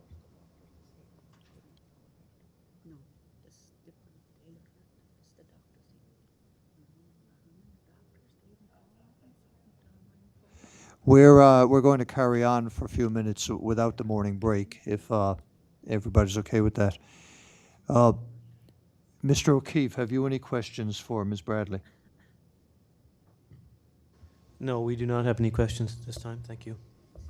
Mr. Williams, I have questions, and I'm sure you do. Or do you have any further questions? Okay. I do have some for you, Ms. Bradley, and I'd firstly like to thank you for the great assistance you've provided me since your engagement back in the spring. I was struck during our preparation for the inquiry.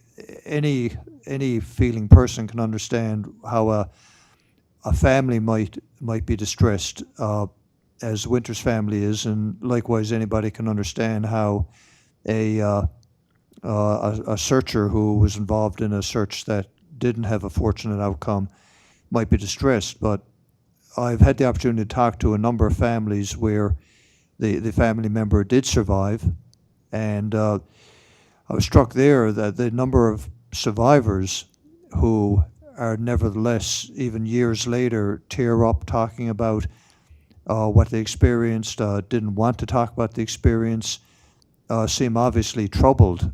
And perhaps you could tell us, I know this is a big topic, but why is it that a person may be traumatized even when something is ultimately a happy outcome? And I presume the same would be true for for searchers. So, and I guess that might have involved explaining a little bit what stress is, how it affects the body, how it affects the mind, and how that perhaps speaks to my question. Yes, I suppose it's normal to think that because there's a positive outcome that there shouldn't be anything to worry about. But the trauma that's associated with these situations can have long-lasting effects, and you know, particularly when you look at some of these cases where people have all but died. And, you know, without working through that, it can continue to cause problems later in life.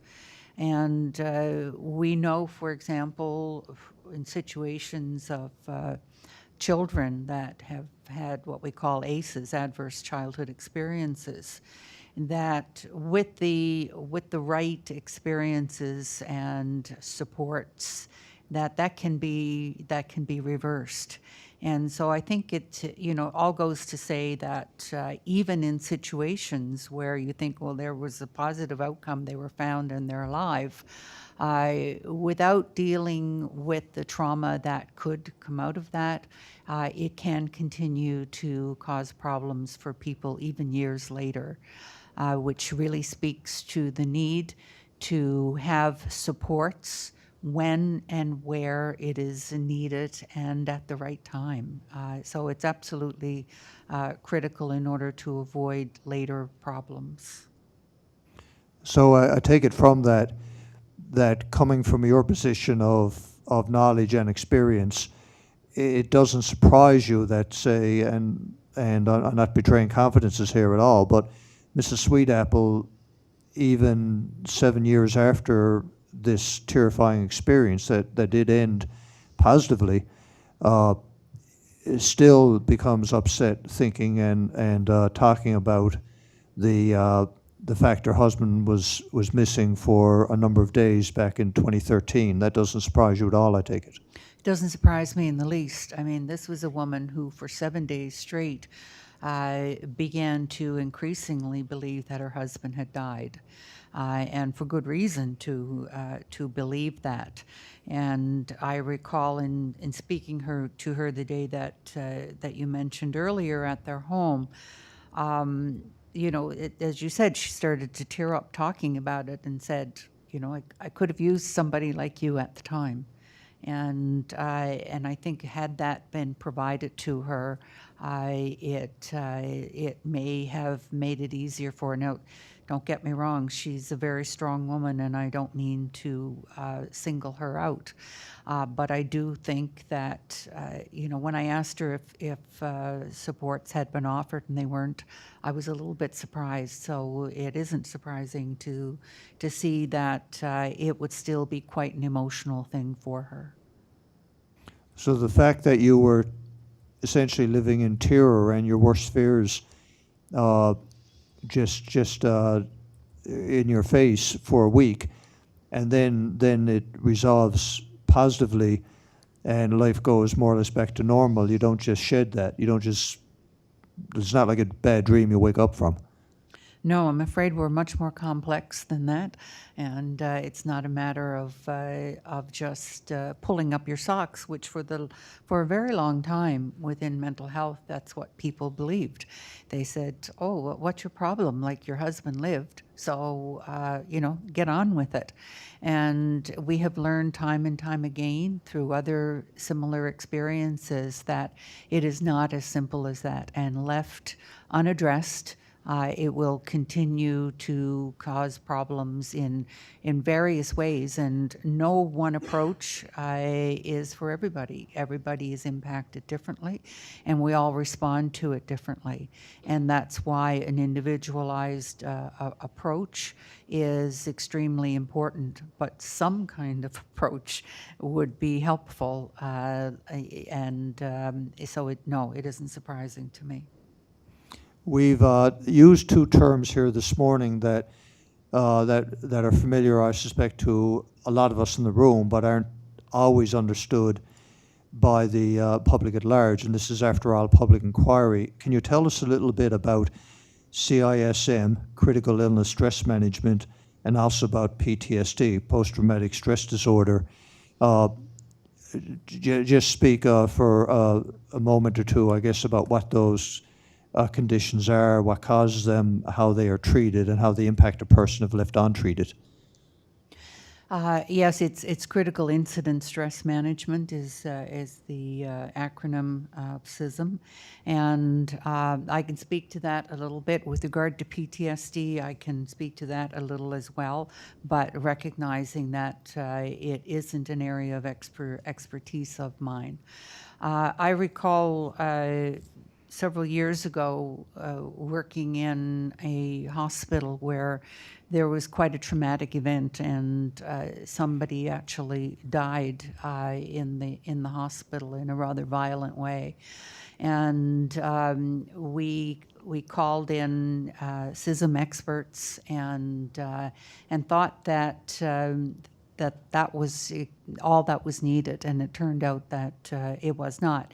It can be a helpful situation, but for, as I mentioned earlier, for some people, reliving that trauma so soon afterwards isn't necessarily the best thing. Hence, a menu of options needs to be provided, because sitting around in a circle and talking about it doesn't mean that you aren't going to continue on to experience difficulty in a serious incident. For people that go on to develop PTSD, there's everything from inability to sleep, to hyper reactions to certain events, in terms of in the war, loud noises. Unfortunately, substance use, inappropriate substance use is often a problem of that as well, and can, for some people, require them to need continuing help for some the remainder of their lives. And like with any illness, physical or mental, the earlier that one gets help, the greater the chances are that the outcomes will be more positive.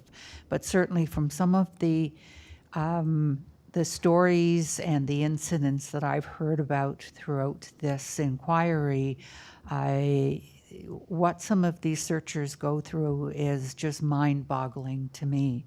And there's probably a higher incidence of PTSD or operational stress injury than is identified. And again, I think it goes back to this particular group not being really comfortable identifying when there is a problem, because I suspect it's probably higher than what has been identified.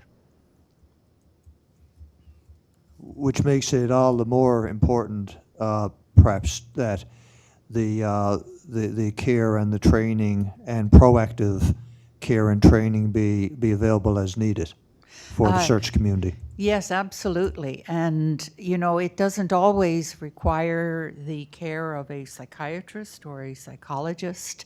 I recall one woman actually here in St. John's who was part of the stepped care program, who said that, she said, being able to get help when you need it is so critical.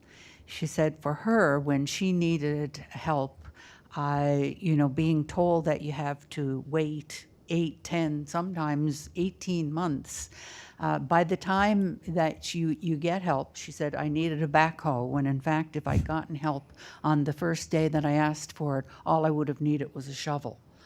And so I've always used that example because peer support can work extremely well. Somebody else knowing how to intervene who has had that experience or a similar one can be every bit as effective instead of having to wait for a long time for a professional. There's a time and a place for all of them, and hence my comments on looking at peer supports.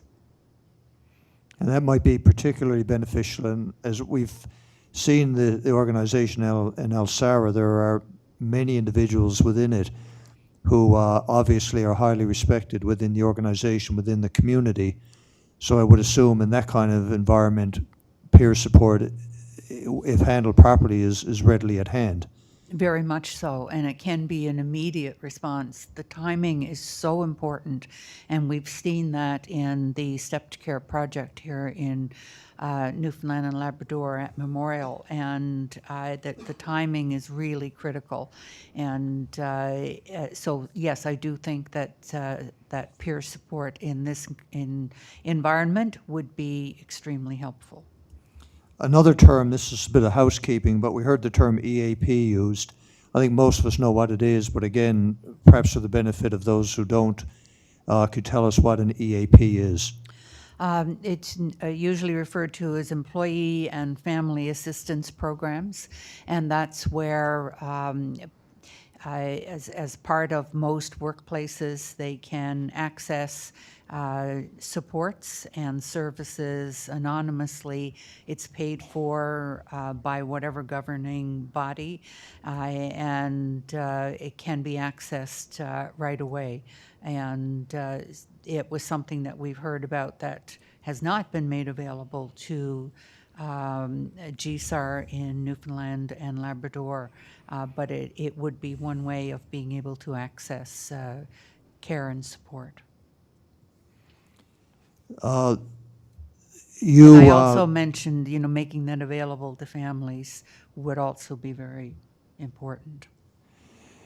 The term despondent has been used, and you've explained the problematic nature of that term, and that was also spoken to during the search we discussed last week.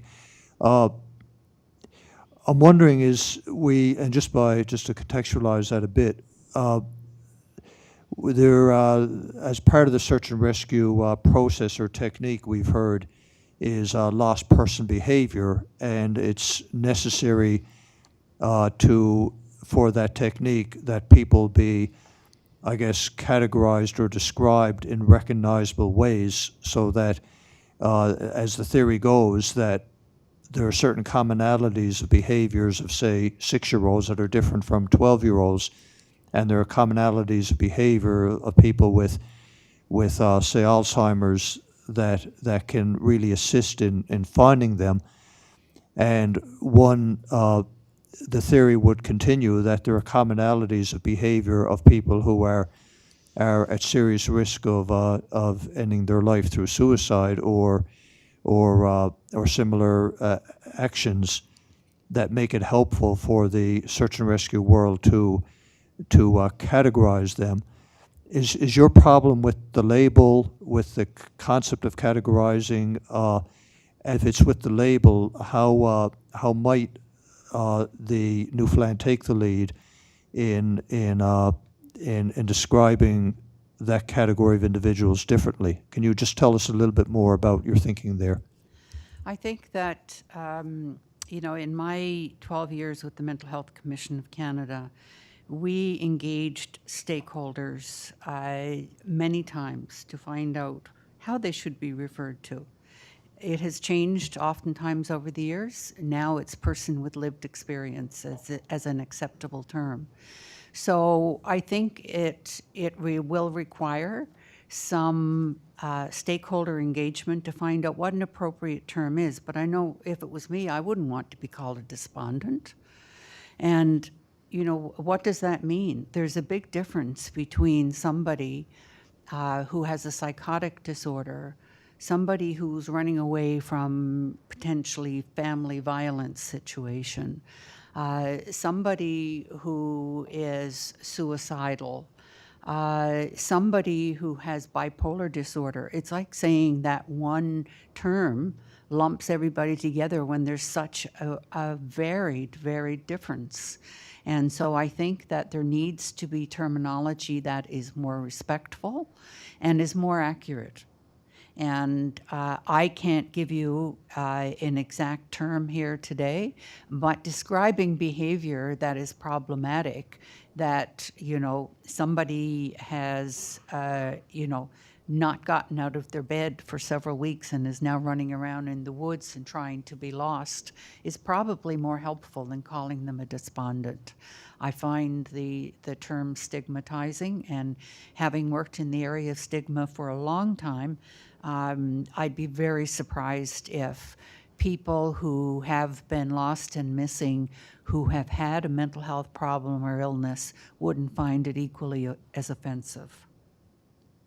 Just as a follow-up to that, and this is where Mr. Blackmore and Mr. Smith can correct me if I'm wrong, but as I understand the lost person behavior manuals, they do distinguish between individuals who, for instance, are running away from a crisis, a specific crisis, and individuals who are contemplating ending their life, and individuals who are going through a psychotic episode. There's nuance in the categorizations, and Mr. Blackmore, Mr. Smith can jump in if I'm wrong on that. But so you're not, just for clarity, you're not objecting to the concept of categorizing people who may be thinking of ending their life in a certain way if it's helpful to finding them. It's the label, or any label, I suppose, that is so reductive that you have a problem with? Yes, that's exactly it. Okay. Thank you. Those are all the questions I have for you, Ms. Bradley. There may be follow-up questions out of some of that, or the commissioner or somebody else there may have a question. Thank you.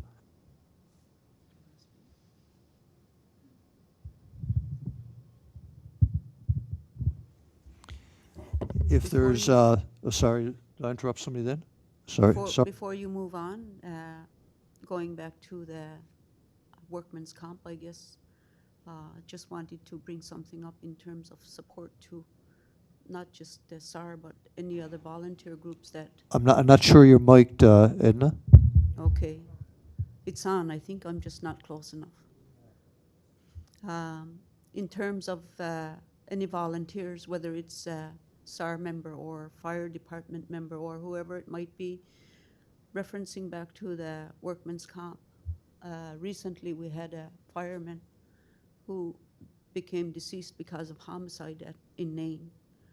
And because he wasn't on site at a fire at the time, that the workman's comp did not cover that aspect of support for him, or for the family, I should say, for his surviving family. And they have absolutely no income and those types of things, and are struggled because of that. And looking at it for future, for any of these types of volunteers, I think that is an area that needs to be visited as well to support that need. Not just because of the trauma that individuals face once they go to a call, and as you are very aware, we're struggling here as well with the post-trauma and all of this being brought back up. And as a means of prevention for those who have to face those types of things in the future, I think those types of supports also have to be visited. Thank you. Thank you. All right, well, we're certainly very grateful for the expertise, insights, and the obvious need for changes that Louise is recommending. We're grateful to Peter L. for having nominated you as someone that we should bring on to the Commission of Inquiry team. And not only have you given us theoretical insights, but also your practical assistance as a caretaker has been very valuable for many, many people who've since been part of the inquiry. So I just want to express our gratitude for that. So, Mr. Budden, you can also outline the rest of the day, what's happening as far as you know it. Yes, thank you, Mr. Commissioner. Here's what the rest of our day looks like. I'd like to briefly meet with council now and speak to them and give them some material, and then perhaps we can have a more substantive meeting at 1:30 or thereabouts. At 2 and again at 3, we are going to be hearing from representatives of two of the companies that are quite involved in search and rescue in Newfoundland and Labrador, and that is Provincial Airlines and Cougar Helicopters. And I cannot recall which is at 2 and which is at 3. Thank you. If anybody didn't hear, PAL is at Provincial Airlines at 2, Cougar's at 3, and that really is just the opportunity for the Commission to become informed, and for all parties to become informed on just some of the technology that is available, and perhaps the opportunity to get a bit of information about FLIR and some of the other concepts that we've heard. So that's how the rest of the day is looking, and perhaps after our 1:30 meeting, we'll have a bit more info about the rest of the week. So if council are available, that we can perhaps meet. There's a little room here that Commissioner and I discovered this morning that would be pretty helpful. Meet there in just a moment.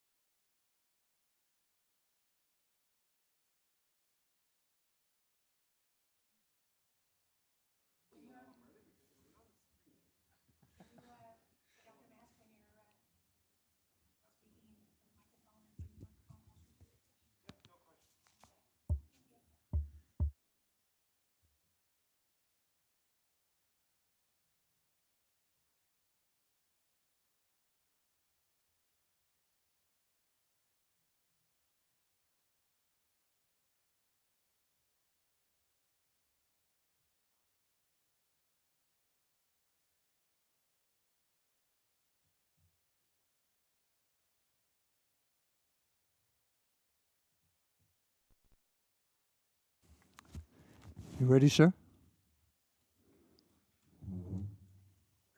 All rise. This Commission of Inquiry is now in session. Please be seated. Thank you, Marcella. So Paulette is just starting to warm up now, and she feels comfortable in this setting. So anybody else, take off your jackets if you feel a bit too warm. I don't know what's happening with the heat. It's not a big deal for me, but if it gets uncomfortable, let us know, and we'll see what we can do. Yes, Mr. Commissioner. This afternoon we'll be hearing some more technical information, and in particular here right now we're going to be hearing from Mr. Joseph Galimberti. I believe I'm pronouncing your name correctly. Thank you. Mr. Galimberti is with Provincial Airlines, and who we've heard a bit about a role they played in, particularly I think the Great Northern Peninsula search, and at the periphery of some other matters we've heard about. So today we're going to hear a bit from them about how some of what they have perhaps can is relevant to the ground search and rescue world and air support for that world. So perhaps Mr. Galimberti, you could introduce yourself to the Commission and carry on with your presentation. Yeah, as introduced, my name is Joseph Galimberti. I'm the Senior Vice President for Public Affairs at PAL. So PAL Group of Companies, and I guess with that I'll probably just flip to the first slide. It's for a little bit more context. The PAL Group of Companies, we're an international aerospace entity across numerous disciplines in the business, as well as being, sort of Provincial Airlines or PAL Airlines, that I believe everyone is more familiar with those operations. We have an extensive corporate family that extends across specialized ISR, intelligence, surveillance, reconnaissance provision.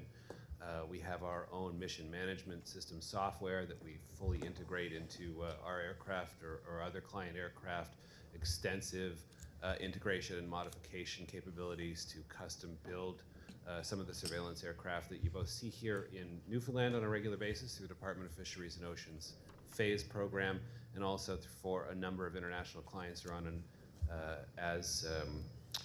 sort of on-demand basis. We are also, sorry, I think I've overwhelmed the microphone. We're also a flight training institution, so we're really, sort of the endeavor is to be a comprehensive service provider in aerospace and aviation services. PAL Airlines, of course, scheduled and extensive charter operations throughout the province, and be remiss not to mention Borealis, which is a really unique operation, partnership between ourselves and the Nunatsiavut Development Corporation and the IDLP, Innu Development Limited Partnership, to provide passenger service really across Labrador, passenger and cargo service across Labrador, with a focus on the Labrador coastal communities. So we're 1,600 employees. Oh, yeah, sure. Thought I scared it at first there. Just give me a thumbs up if it's. 1,600 employees working across 5 continents. So considerable infrastructure across the. It's a very fine balance. Considerable infrastructure across the province. Tremendous footprint. Not just the aircraft themselves. Oh, that's the big guns.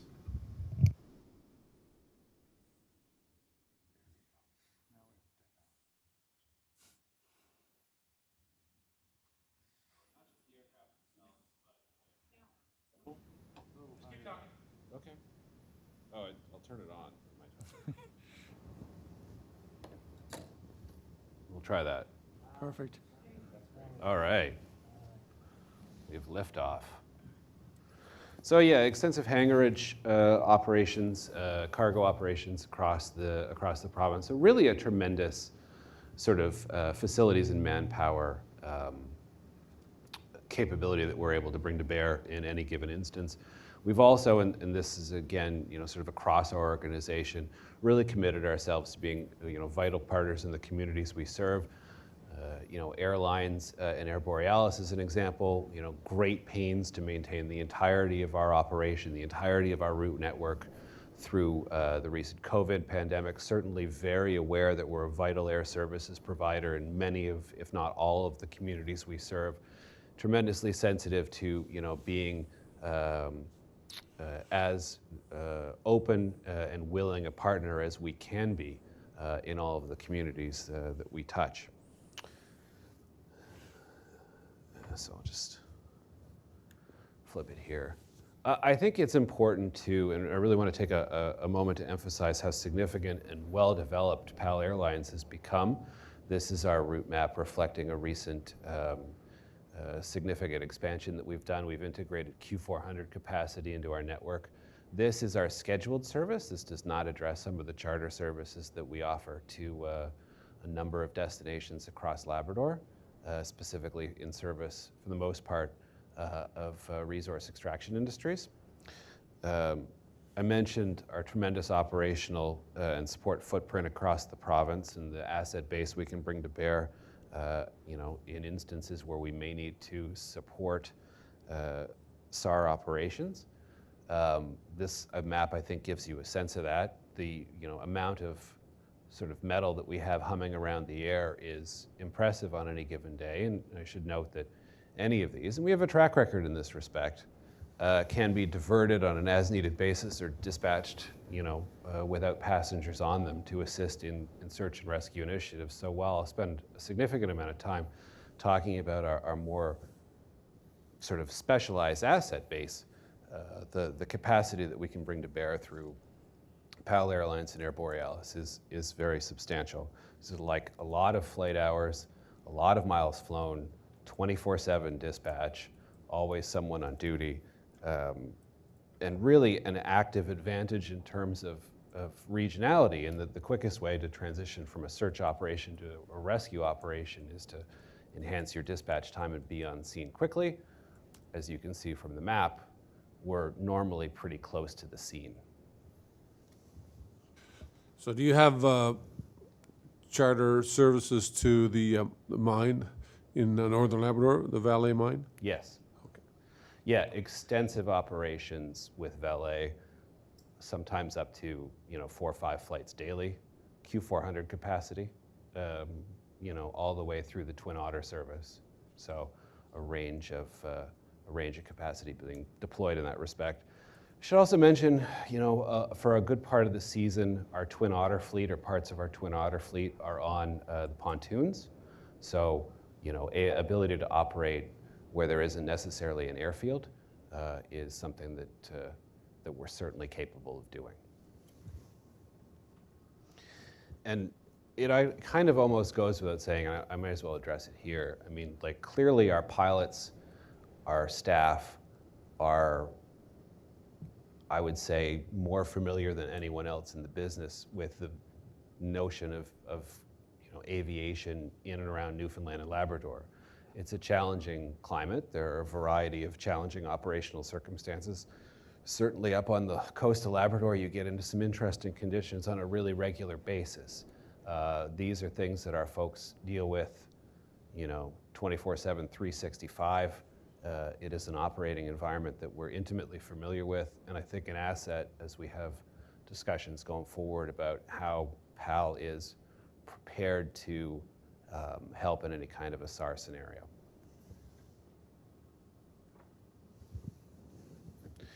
On the aerospace side, we are a global leader in ISR and by extension SAR technology. Clearly we're based in St. John's.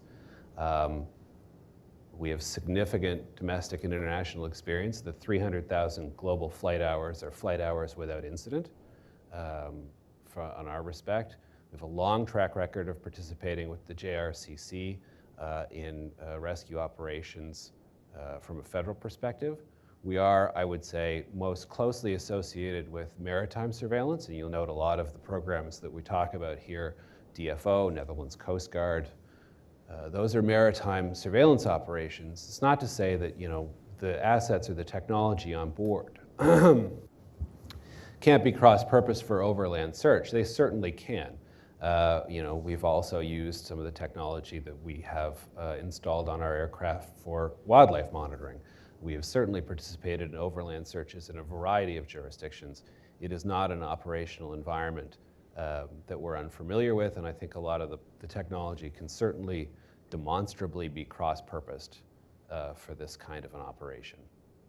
So the reason we are so successful and we have this kind of an international base of business is, bluntly, we're a global leader and recognized as such. We participate on an aggressive basis to gather international business, to generally operationalize that in St. John's, and to propagate our operations and grow ourselves as a company. We've demonstrated success in doing that.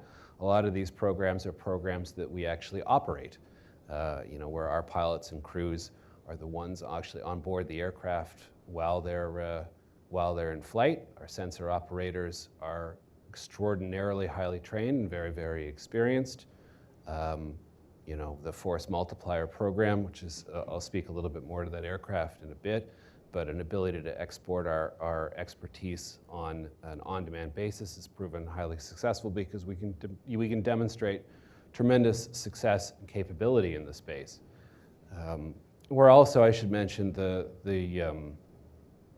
maintenance provider for the new RCAF Fixed Wing Search and Rescue program, the fleet of CC-295 Kingfishers that is coming into service in Canada shortly, and extensive familiarity with the technology on board those aircraft, certainly by extension, well-versed in that operational protocol. So it is, I don't believe I'm being biased in saying this because I work for the company. It is indisputably a tremendous ISR and SAR asset operating here, predominantly out of St. John's International Airport, but with infrastructure that can be accessed across the province. So this is the Force Multiplier. It's one thing to sort of say, oh, like we're good at stuff and we have a bunch of shiny gadgets. It's another thing to see it applied to an aircraft. That's a Dash 8, sort of traditional commercial airframe with millions of dollars of surveillance technology and search and rescue technology applied to the airframe. Fully operational, has been for a number of years.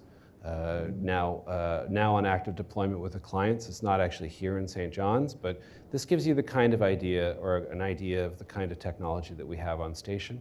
It's a configuration not dissimilar from the aircraft that we operate on behalf of DFO for the phase program. A lot of commonality in terms of technology on board. Not by any means a linear copy, but sort of a lot of overlap. We are, as a provider, we try to be system agnostic, so we have tremendous experience with a lot of different technology. We can apply we've applied a variety of different radars across our platform. We've operated a variety of different radar arrays. I mentioned mission system software. Certainly we're our own provider. We've worked with other providers of mission system software.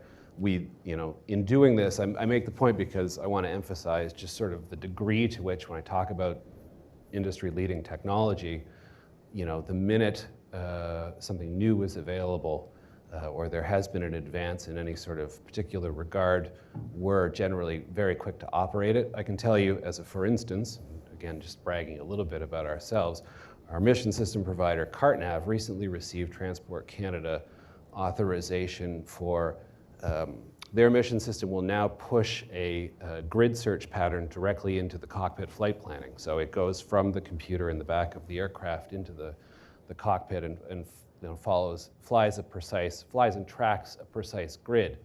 We're one of 2 providers globally who have this ability in the mission system software.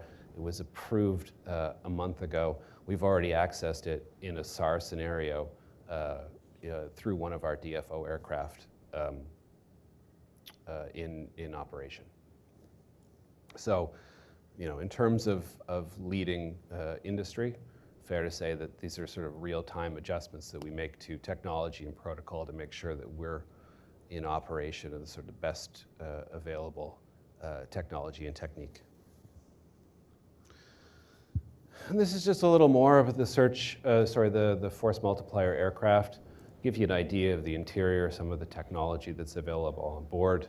I mentioned earlier, like, you know, a lot of our aircraft have specific modifications for maritime operation. That is not to say, you know, that they're any less qualified for overland or disqualified as, you know, from overland. Certainly, they're very, very effective tools in that respect. And I just wanted to talk briefly in this presentation about how we were able to, you know, participate in and I think concretely assist an overland SAR operation that took place in Labrador between Natwashish and Nain this February. There were 2 snowmobiles who left for Natwashish, snowmobilers rather, on one snowmobile who left from Natwashish and did not return, or left from Natwashish and did not return, overnighted between those 2 communities. A mechanical problem with the snowmobile. That was on Tuesday the 24th, if I'm not mistaken. Wednesday the 25th, we were alerted by the Community Ground Search and Rescue through contacts that we do business with in Air Borealis, that there was a search sort of assembling, and we would become aware of it through monitoring our social media, and were asked what we could do to assist. Once that call came in, we diverted a PAL Airlines flight that was returning from Voisey's Bay to assist with the search. We launched specifically an Air Borealis aircraft to assist with the search. We diverted one of our aerospace assets to immediately assist with the search. And ultimately, once the snowmobilers were found, and it was the Borealis aircraft who found one of them, once the snowmobilers were found, we were able to dispatch a rotary asset to provide urgent medical transportation. So our crew went out to the helicopter that we have, removed the back seat, made sure that it was prepared for medical transport, flew it out to the scene, picked up one of the parties and flew them in for medical attention. It's a successful SAR operation, obviously a great news story, but I really think it's a concrete demonstration of the scope of capacity that we will bring to bear immediately if we're called upon. And that is, I think, sort of the most important caveat here, is that we would volunteer in any instance and are happy to be called upon to assist. So, sort of as, and I think that that's, I don't want to miss the point to make, the opportunity to make the point. I think that calling us, or the willingness to call us, is based on familiarity with our operations. I think that this is why we're happy to be here today. This is a great opportunity for us to explain a bit sort of, you know, how big and sophisticated we've become, because I'm not sure that it's a story that's as widely known as it should be in the province. And you know, I think our direct relationship with Borealis and the Borealis partners was what made them familiar in this instance, if not necessarily with the extent of the capacity, but certainly familiar enough with us as an operation to reach out knowing that we would try to assist.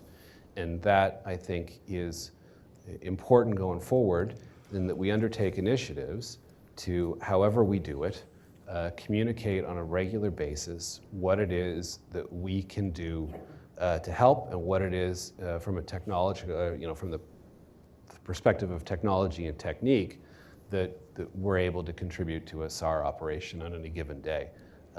If that is a regular point of contact with provincial or policing assets, you'll find no shortage of willingness or open doors on the PAL end to accommodate that kind of a progressive discussion. So, secondary to that familiarity, if we would volunteer a polite recommendation, it would be that there's a functionality, or there's developed a functionality or a mechanism out there that allows the province to quickly get in touch with us, knowing that in a SAR situation every second counts, and allow us to deploy our assets to do what it is we can, or as much as it is we can, to help,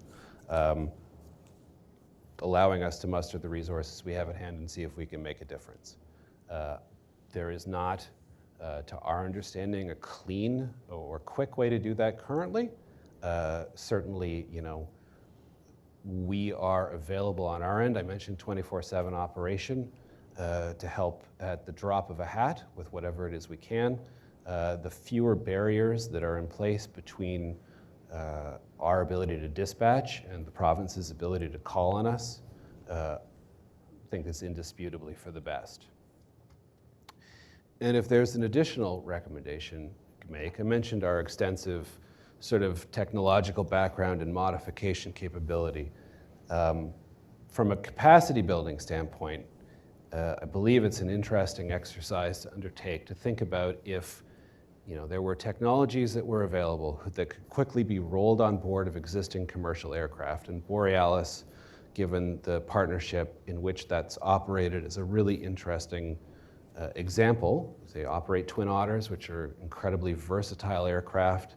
There are solutions from a technology perspective that can be quickly developed, assembled here in St. John's, manufactured, deployed, have everyone trained on them, have them available in Goose Bay to apply to a Borealis aircraft at a moment's notice and have those dispatched.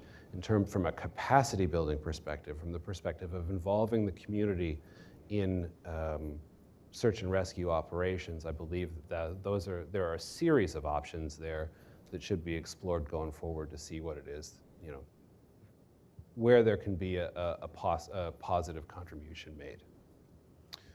So that's the extent of the presentation I had prepared. I'm obviously I'm happy to and hopeful to answer any questions that you have. I'll preempt a lot of the technological discussion in that I am not a technical expert by any stretch. I have an arts degree. I think that's an important qualifier. I am, however, more than happy to take any kind of technical questions that you have and ensure that the team of incredibly bright, well-versed world leaders in SAR and ISR that we have back at PAL give as detailed an explanation as the Commission would like. So with that, close off my remarks and certainly happy to take any questions that you have. As I said to you earlier, sir, there are a number of lawyers here who may have questions for you. We also have individuals here who aren't lawyers but are much closer to the scene in terms of their technical knowledge, so there may be questions coming from some of those persons as well. So if, I think I can say for the Commission, if any of those other individuals, such as Mr. Smith, but really anybody at the table has a question for this witness, I think that would be perfectly appropriate. Yeah. Mr. Smith, you, yeah. Mr. Gimberti, this is Richard Smith. He is our technical expert. Perfect. Retained by the Commission to advise us. Yep. Our search and rescue expert. Great. Commissioner Richard Smith, thank you, sir, for your presentation. I really enjoyed it. Can you just explain the IR capability of the aircraft that's going to be involved in ground search and rescue operations, the speed of the aircraft, altitude, et cetera, to get meaningful probability detection results with that instrument? Sure. Well, I mean, look, a lot of it is aircraft dependent. I can speak more specifically to the force multiplier, the Dash 8 aircraft that I had up on the screen there. It's got about a 10-hour mission capacity. We have equipment on board the aircraft that's effective in search and rescue from an altitude of about 25,000 feet to more specialized aircraft or more specialized equipment that would be effective to, you're getting inside 500 feet. Speed of the aircraft, I mean, it's, sort of a general commercial Dash 8. I mean, it would sort of depend on if you're looking for cruising, if you're looking for sort of speed to it. Dash 8's not particularly fast. What you're looking for normally there is a lot of time on station. So that's how we've designed it. I can get you a more specific, every time I sort of go down this path, I have the voice of a pilot in the back of my head going, you're off by 5 nautical miles, so I can get you a more specific airspeed answer. There's a lot of variables there. No, thank you, sir. It's also more to do with the actual IR instrument. So we're familiar with the FLIR, but the IR capability on board that aircraft for detecting people and our snow machines on the ground. Yep. absolutely. FLIR, we have a lot of experience with the Westcam technology, the MX-15 HD right now.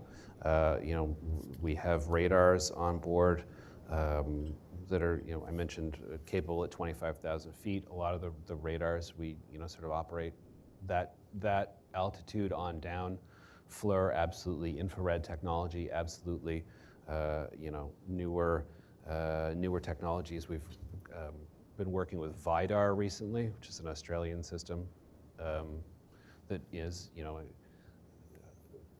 trying to think of a good way to sort of quickly explain it that's not going to get me in trouble. It's a great sort of differentiator in the software, picking out sort of anomalies on the landscape and highlighting them for an operator, right? So it works sort of on a color basis and knocks things out. There's not a single technology generally on the aircraft. It is a system of systems, the sensor operators have the freedom to switch from one to the next at their consoles to determine what's going to give them the best sort of image or search capacity given the mission profile. Thank you, sir. And these instruments are on the Q400. Are they transferable to the Twin Otter? So these are on those are on our Dash 8 fleet, those sort of 100s and 300s that we operate, and normally 100s. The Q400s are, right now, we have a partnership with de Havilland to look at missionizing a Q400. So we're actively in development with them, but sort of our operational assets are in the 100 to 300 range. Would that technology be transferable to the Twin Otter? The answer would be some of it, certainly. I mean, there is a and our surveillance aircraft also from the DFO fleet that we operate includes Beechcraft aircraft as well, King Airs, right? So we have transferred it to, or we have built very robust surveillance setups, very robust ISR, SAR setups on smaller aircraft. If you were looking at transferring the technology to the Twin Otter, I would say that we would have a protracted discussion about what technology would be best, right? It would be, are you talking about a permanent installation? Are you talking about something that's permanently on the aircraft? Are you talking about something that can be rolled on from an engineering perspective and bolted down to the aircraft in like an hour or so, right? So there are certainly optionalities out there. We have a lot of experience with missionizing Twin Otters. CartNav works extensively with engineers, modifiers who have a lot of experience on that airframe, who can suggest what would be a robust SAR package for that, for that kind of purpose. Thank you, sir. I appreciate that. Good afternoon, Tom Williams. I represent the family of Burton Winders. Just a couple of questions. How long has PAL Aerospace been involved in search and rescue in the Labrador region? Any idea? Well, I mean, it's fair to say that we have been operating variant ISR aircraft in the Newfoundland and Labrador region on a commercial basis for over 30 years, right? And through a partnership with the Department of Fisheries and Oceans. Think throughout that time, and I wouldn't be able to pinpoint exactly the first time that we were called out to participate in a SAR operation. Fair to say that throughout the history of the operation of the DFO program, there are a number of really prominent and positive examples of PAL making contributions to SAR operations. Okay, and over the course of the inquiry, we have heard where PAL have been called in, I think on one particular occasion, to participate. And I know you've illustrated an example there where you did. Do you have, and I'm not trying to get into proprietary information, but do you have standing relationships with governments or D&D whereby you will provide SAR backup where required? Or is it a one-off situation where you'll just get a call to participate? JRCC certainly has the ability to call us and does on a really regular basis. I mean, that is for the most part, it is addressed through the phase program, for sure. But it's, I think the nut of that question really comes to, is it an asset that the Government of Canada knows that they can put in the field quite quickly? Yes. Is there a Okay. path for them to do it? Yes. And have you a similar relationship with the province in respect to providing any SAR-related resources? Our relationship with the province is not in the same format. Okay. And are there any other, again, I'm not trying to delve into the business side of operations, but do you, obviously you have private contracts to provide surveillance operations. Anything in that range in terms of search and rescue in particular? Well, a lot of our programmatic aircraft are called out on search and rescue operations on a regular basis, right? And we've had a great example is we've had a long-standing relationship with the Coast Guard in the Dutch Caribbean. A fundamental part of Coast Guard operation is search and rescue. So absolutely, as part of that contract, we operate search and rescue missions. In that instance, we're providing the aircraft and the flight crew. We operate search and rescue missions on behalf of the Dutch Caribbean Coast Guard. No Okay. question. That's all the questions I have. Thank you. Just have a few, and as you know from earlier discussions, my name is Jeff Budden. I'm Commission Counsel. My background is arts as well, so this may be a bit of a strained conversation when we get into the technical stuff. So I'll start a little more basic than that. From the just plainly looking at the map, it would appear that PAL has a particular familiarity with the Labrador part of the province. Would that be fair to say? Look, I'd say that we have a tremendous familiarity with the province generally, and a lot of those a lot of the special missions hours that are encompassed in the 300,000 are around the province, like they're offshore Newfoundland and throughout Atlantic Canada. As far as I would say that we have certainly a specialized and unique familiarity with Labrador from our operations there are historic. It's a fleet that is really specialized to operate out of a lot of those coastal communities. I mean, as far as, it would not be unfair to say that as far as operating in Labrador is concerned, I believe that we're the most familiar with the territory, for sure. One thing we heard in, I believe, the search for Burton Winters was that a commercial flight was asked to keep a lookout for for him on I believe the first day of the search, and we also heard evidence from somebody, I believe possibly Barry Anderson, to the effect that the relationship with, and I think this was the Air Borealis, but again this is from memory, not notes, was that a pilot, at least one instance, notified the RCMP about something he saw that struck him as unusual. I think somebody had abandoned a snowmobile and were out walking well away from any communities or anything. So I take from that there is existing sort of at least an informal partnership between Air Borealis and Labrador and the search and rescue world. Yeah, I mean, I'd say that there's certainly an informal partnership in that I don't believe you would find a single one of our employees who wouldn't help if asked, right? Labrador is particularly acute. Like you can see from the pictures of the operation in February, that's stark from a geography perspective. And, obviously from, incredibly serious in terms of a search and rescue scenario. Like that's a real every minute counts kind of place of the world.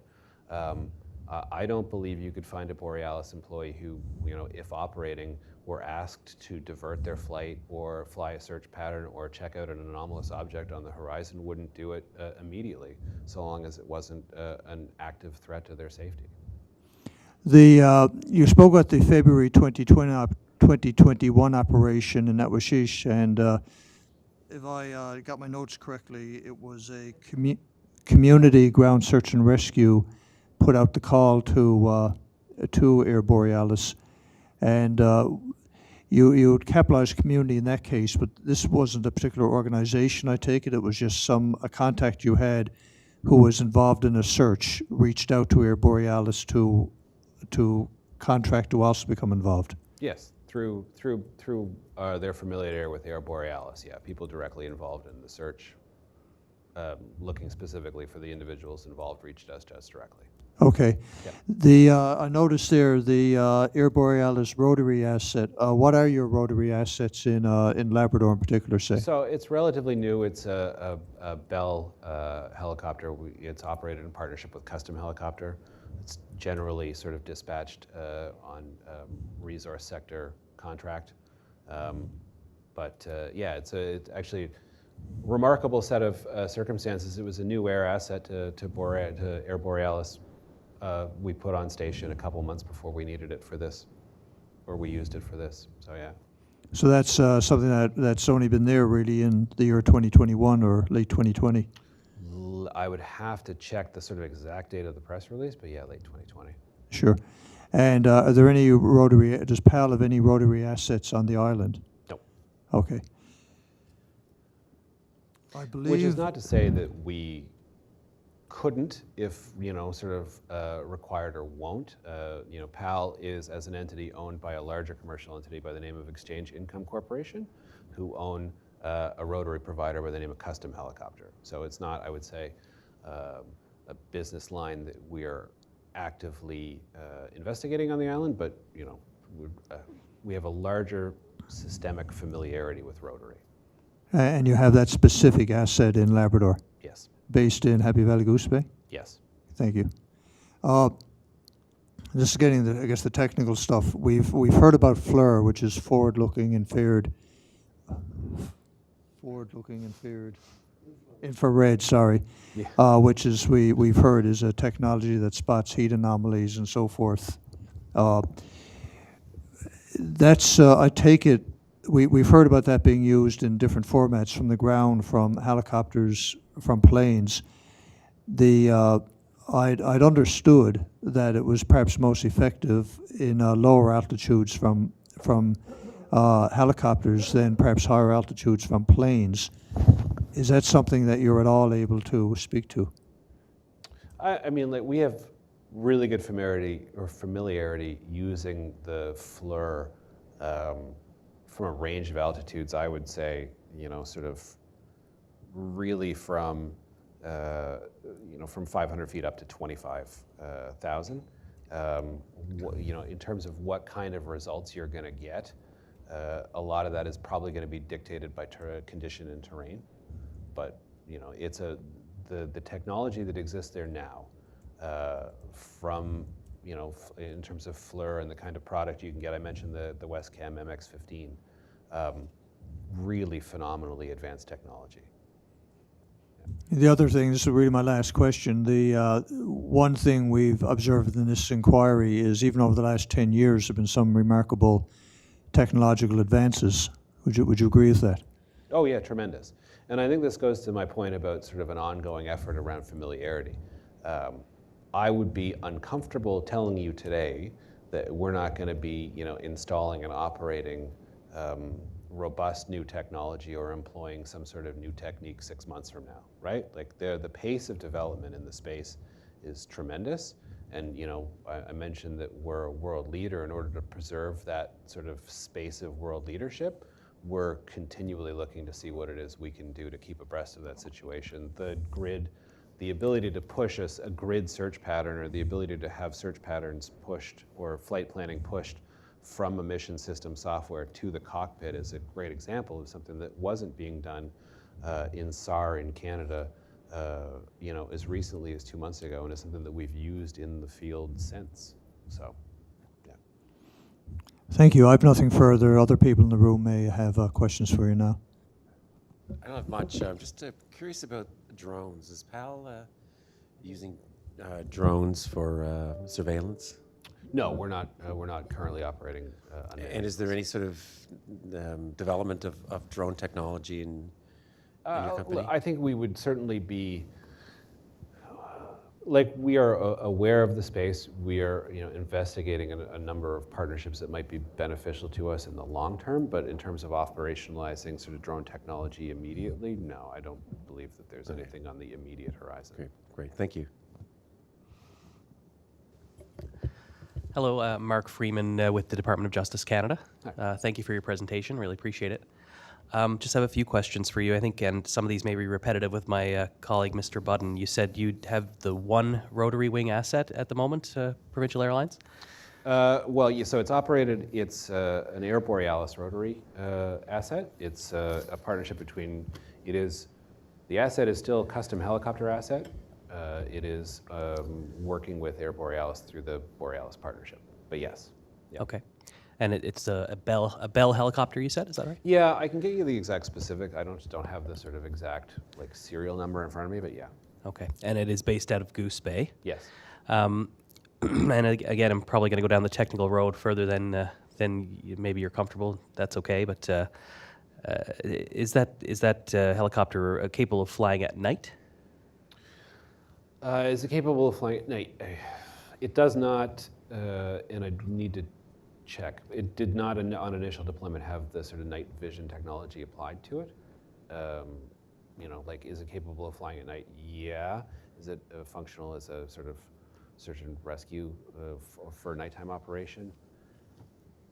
Probably suboptimal setup right now. But again, this is, like I can get you a more technical answer as to the state of that machine currently. I mean, only if the inquiry is interested. It's not. It's just more of curiosity from our perspective. But the night, there's the night flyability, and then there's the night search capability. Well, it's there's a. I want to make a distinction here. Like, there are tools that you can use on an aircraft in any circumstance that are going to, sort of optimize your ability to operate at night, right? There are other helicopters in the custom family that are equipped with specialized night vision technology. To my most recent understanding, the one that is deployed in Labrador is not currently optimized in that respect. And again, I'm probably going even further down the rabbit hole now, but do you know if it would have sort of anti-ice capability? No. It would not, or you're not well, sure? Well, I'm not 100% sure, no. I mean, like, certainly, there are things that you can do to any aircraft to facilitate their operation in winter or icing conditions, where I think you're almost getting into a space where you're talking about pilot decisions on the safety of the operation of the vehicle, and yeah, that would be. Okay. And what about medical professionals or anything like that who would be attached to it or on board? So that is not a medevac or an air ambulance asset. It is a commercial asset that, in this case, did have with it a kit that allowed it to be converted quite quickly to provide a sort of stretcher access, right? We are also an operator of an air ambulance service. We are, through the EIC family, the EIC as a family of companies is the largest air ambulance provider in Canada. So there are absolutely instances where medical professionals can be made available to facilitate air travel on that particular helicopter. Not something that we've equipped it for. And does it have the ability to hoist, do you know, the rotary wing asset that you have? I don't believe it, for the purposes of a SAR, I don't believe that it has hoist capacity that you would be able to do a stretcher with. No. I mean, it's a commercial helicopter. It has some hoist capacity attached to it, but I don't believe it has that sort of specialized kitting to it. Again, this is more than happy to investigate the specific, operational capacity of that aircraft, but it's also, and this, I think, again, goes to my point around familiarity, what we're going to be doing with our rotary and where it's going to be deployed and where there might be additional rotary capacity coming into the system anytime soon is not a discussion that is really an of the now discussion so much as it's there is a progressive, I think, value to continually checking in with any private service provider across the province to understand what assets you can have available to leverage for SAR. Because I know you're going to hear from Hank from Custom, and his answers are going to differ from what it is that they can provide operationally. I know that my answers are going to differ from the perspective of what it is we can offer in terms of capacity and on a go forward. So it's there's a balance there, or an ongoing conversation that I think needs to be fostered. Okay, and I appreciate that, and I certainly leave it to the inquiry and the commissioner and inquiry council if they want to follow up on any of those topics if it's of relevance. I'm just going to ask my colleague here. So we don't have any further questions on that topic. One thing that came up when we were doing the Makovic search was aircraft of opportunity is a phrase that we hear. So how does Provincial Airlines fit into that question? So you're an airplane operator mainly. You have a flight plans and scheduled flights, commercial flights with people on them. They're going to Goose Bay or wherever from St. John's. Yep. You receive contact from someone to say, if you're doing this already, if you're already in the air, so to speak, can you do this as well? Is that? Well, so from an airline perspective, regulations allow for diversions in the instance where it's, sort of a life-threatening situation. You're allowed to divert. You're allowed to go have a look. What you're able to do from a commercial perspective with aircraft that are already in operation, I mean, really, it's, I guess, to the operator's discretion. But this goes back to my original point. I don't believe that you would find anyone operationally who is not going to, if called, say, okay, we're going to go see what it is we can do to reasonably help, right? As a second order consideration, I mean, you mentioned aircraft of opportunity, which is a great phrasing. We have a lot of assets that we are able to deploy really quickly, right? So what we have on the sky on any given moment or in a flight plan on any given moment is not the entirety of our fleet. We have backup aircraft. We have, like Otters that can be dispatched. The aerospace operation is a completely separate one, and that we have aerospace assets that operate on a 24/7 basis in and around St. John's and Labrador.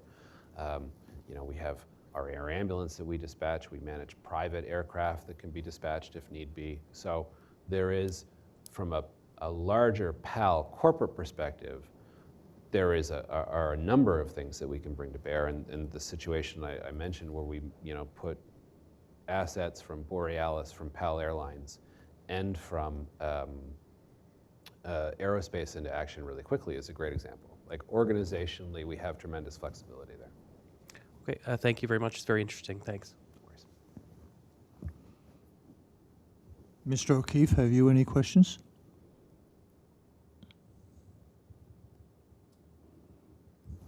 Thank you. I do have a couple of questions. I'm just thinking about context of this exercise, and so obviously Provincial Airlines, PAL Aerospace are a for-profit business.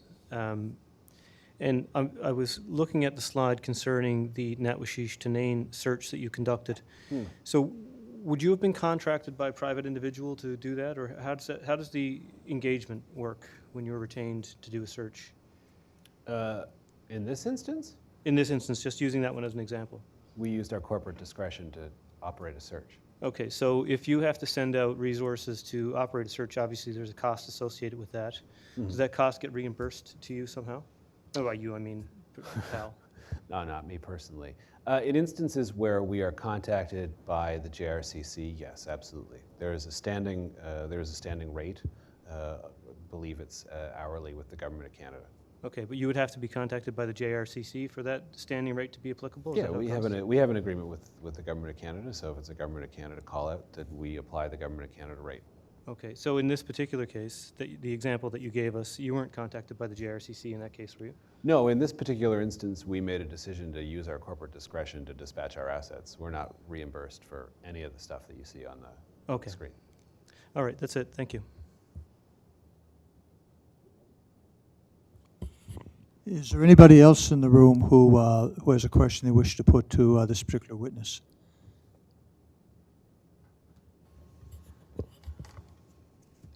All I'd like to do is, by Harry Blackmore from Search and Rescue, is to just let everybody know that when we started our drone projects, PAL Aerospace were one of the first ones to step up to give us advice from their technical people.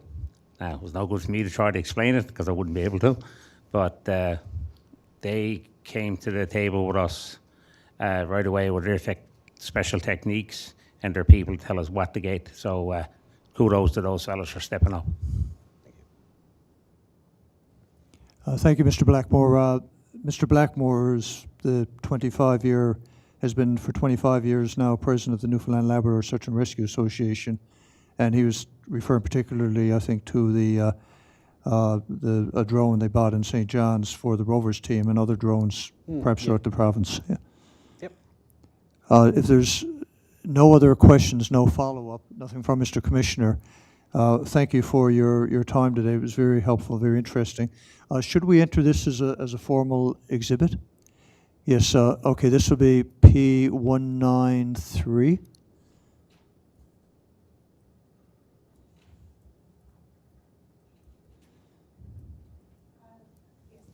Okay, we've taken your slides now. Thank gone. you. Thank you. I think she was asking for you if you could email it to her. Oh, yeah. Yeah. Yeah. No, I can certainly find a way to get that to you, for sure.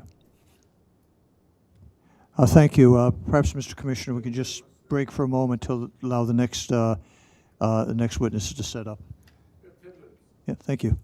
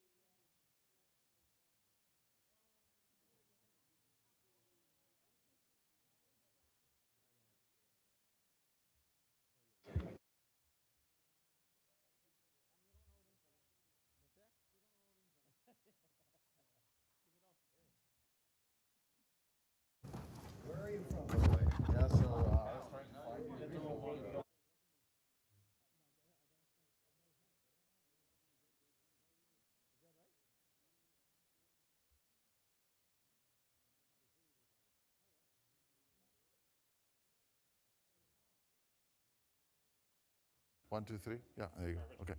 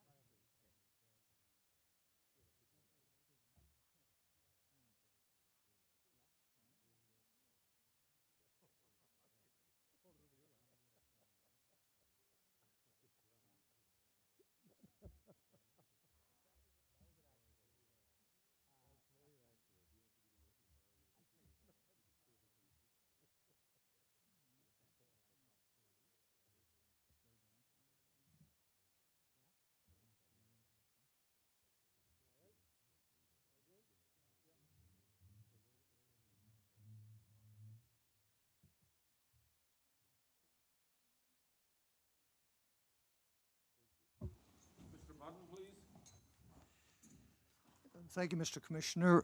Thank you, Mr. Commissioner. As a housekeeping matter, we have before us an exhibit, and I'll get to the witness in just a moment, but perhaps we can enter this exhibit, which is the Cougar helicopter presentation, Cougar SAR, October 2021, and have that entered as Exhibit P194, I believe. Thank you. And Mr. Commissioner, as you're aware, we have two individuals here from Cougar, and their names are Hank Williams, and I didn't get your last name, JJ, and I can't read it from where I'm sitting now. Okay, thank you.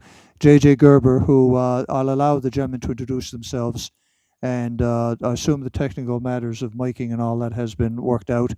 So we'll hear from these gentlemen now, and as with the previous witnesses, I advised at least Mr. Williams, there are lawyers here who may have questions for you afterwards, and also various people in the room. For example, to my right is Richard Smith, who is a search and rescue expert who has been retained by this public inquiry. Mr. Smith or other individuals in the room may have questions for you afterwards as well. So thank you. So if you will care to introduce yourselves and give your presentation. Okay, you got me okay? Well, my name is Hank Williams, and it's an absolute pleasure to be here. I've been with Cougar for 25 years, a long time, and I've seen things develop in the technology and aircrafts and as we go along. But when we specifically talking about outside of what we do with normal packs, but the SAR operation, I got to say that gets a lot of attention in our world, and it gets and I think as all of us as individuals have a near and dear to SAR, something that really jumps out. And before I start, I'd like to say about the appreciation I have for the fixed wing capability, search and rescue, the rotor wing capability, and the appreciation to the ground search and rescue that boots on the ground that do this for us. I have an utmost appreciation for those people, so thank you to everyone involved in that. Again, pleasure to be here. I'll open with a statement is that Igor Sikorsky, the inventor of the helicopter, made a statement that he would wish that the primary need for his aircraft and usage for his aircraft was in saving lives. That was his thought process on what the helicopter could do. So I think it can, and I'll let JJ introduce himself and we can get started. Good afternoon, and as Hank said, despite the tragic circumstances that got us together, it is time that we talk about this. I know I have an accent, I'm not from here, but I've lived here for almost 25 years, and so I think what is good for the people of Newfoundland is also good for me, and I take that to heart. As a former search and rescue pilot myself, I don't do it currently. We have far more capable people at Cougar who do that, and everybody's willing and ready. I know what it is to be hamstrung with equipment or ability to actually go and help somebody, and I think there's an opportunity to look into that and allow for that. I echo what Hank says. As a helicopter pilot, I think that's one of the best things that one can do, in the feeling of actually making a difference in somebody in trouble and being able to help them. We're happy to answer your questions, and we have a few slides to show, and I'm sure you're probably PowerPointed to death at this point, but we will try and move along fairly quickly. Is this the slide? Yeah. Where do I point this to work? It worked earlier. It's my technical guy. Nope. The mouse just needs to be on the right screen, and it will advance. Yeah, there you go. Nope, still not.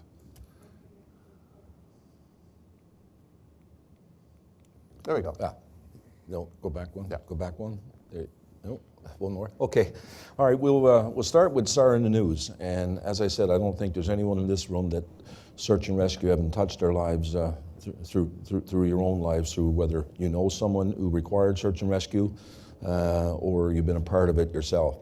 And you know, it goes in dips and dives, of course, but 2 weekends ago I was out to a friend's cabin and I get a call from Mr. Gerber here saying that we've been tasked by the provincial government here, Air Med Services, basically 3 taskings in one day. We did 2 of those taskings with the 412 because it was a medical transfer.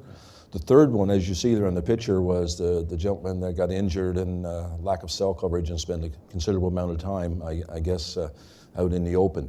And the reason why the 92 aircraft was taken, because there was a potential that this individual would have to be hoisted to the aircraft.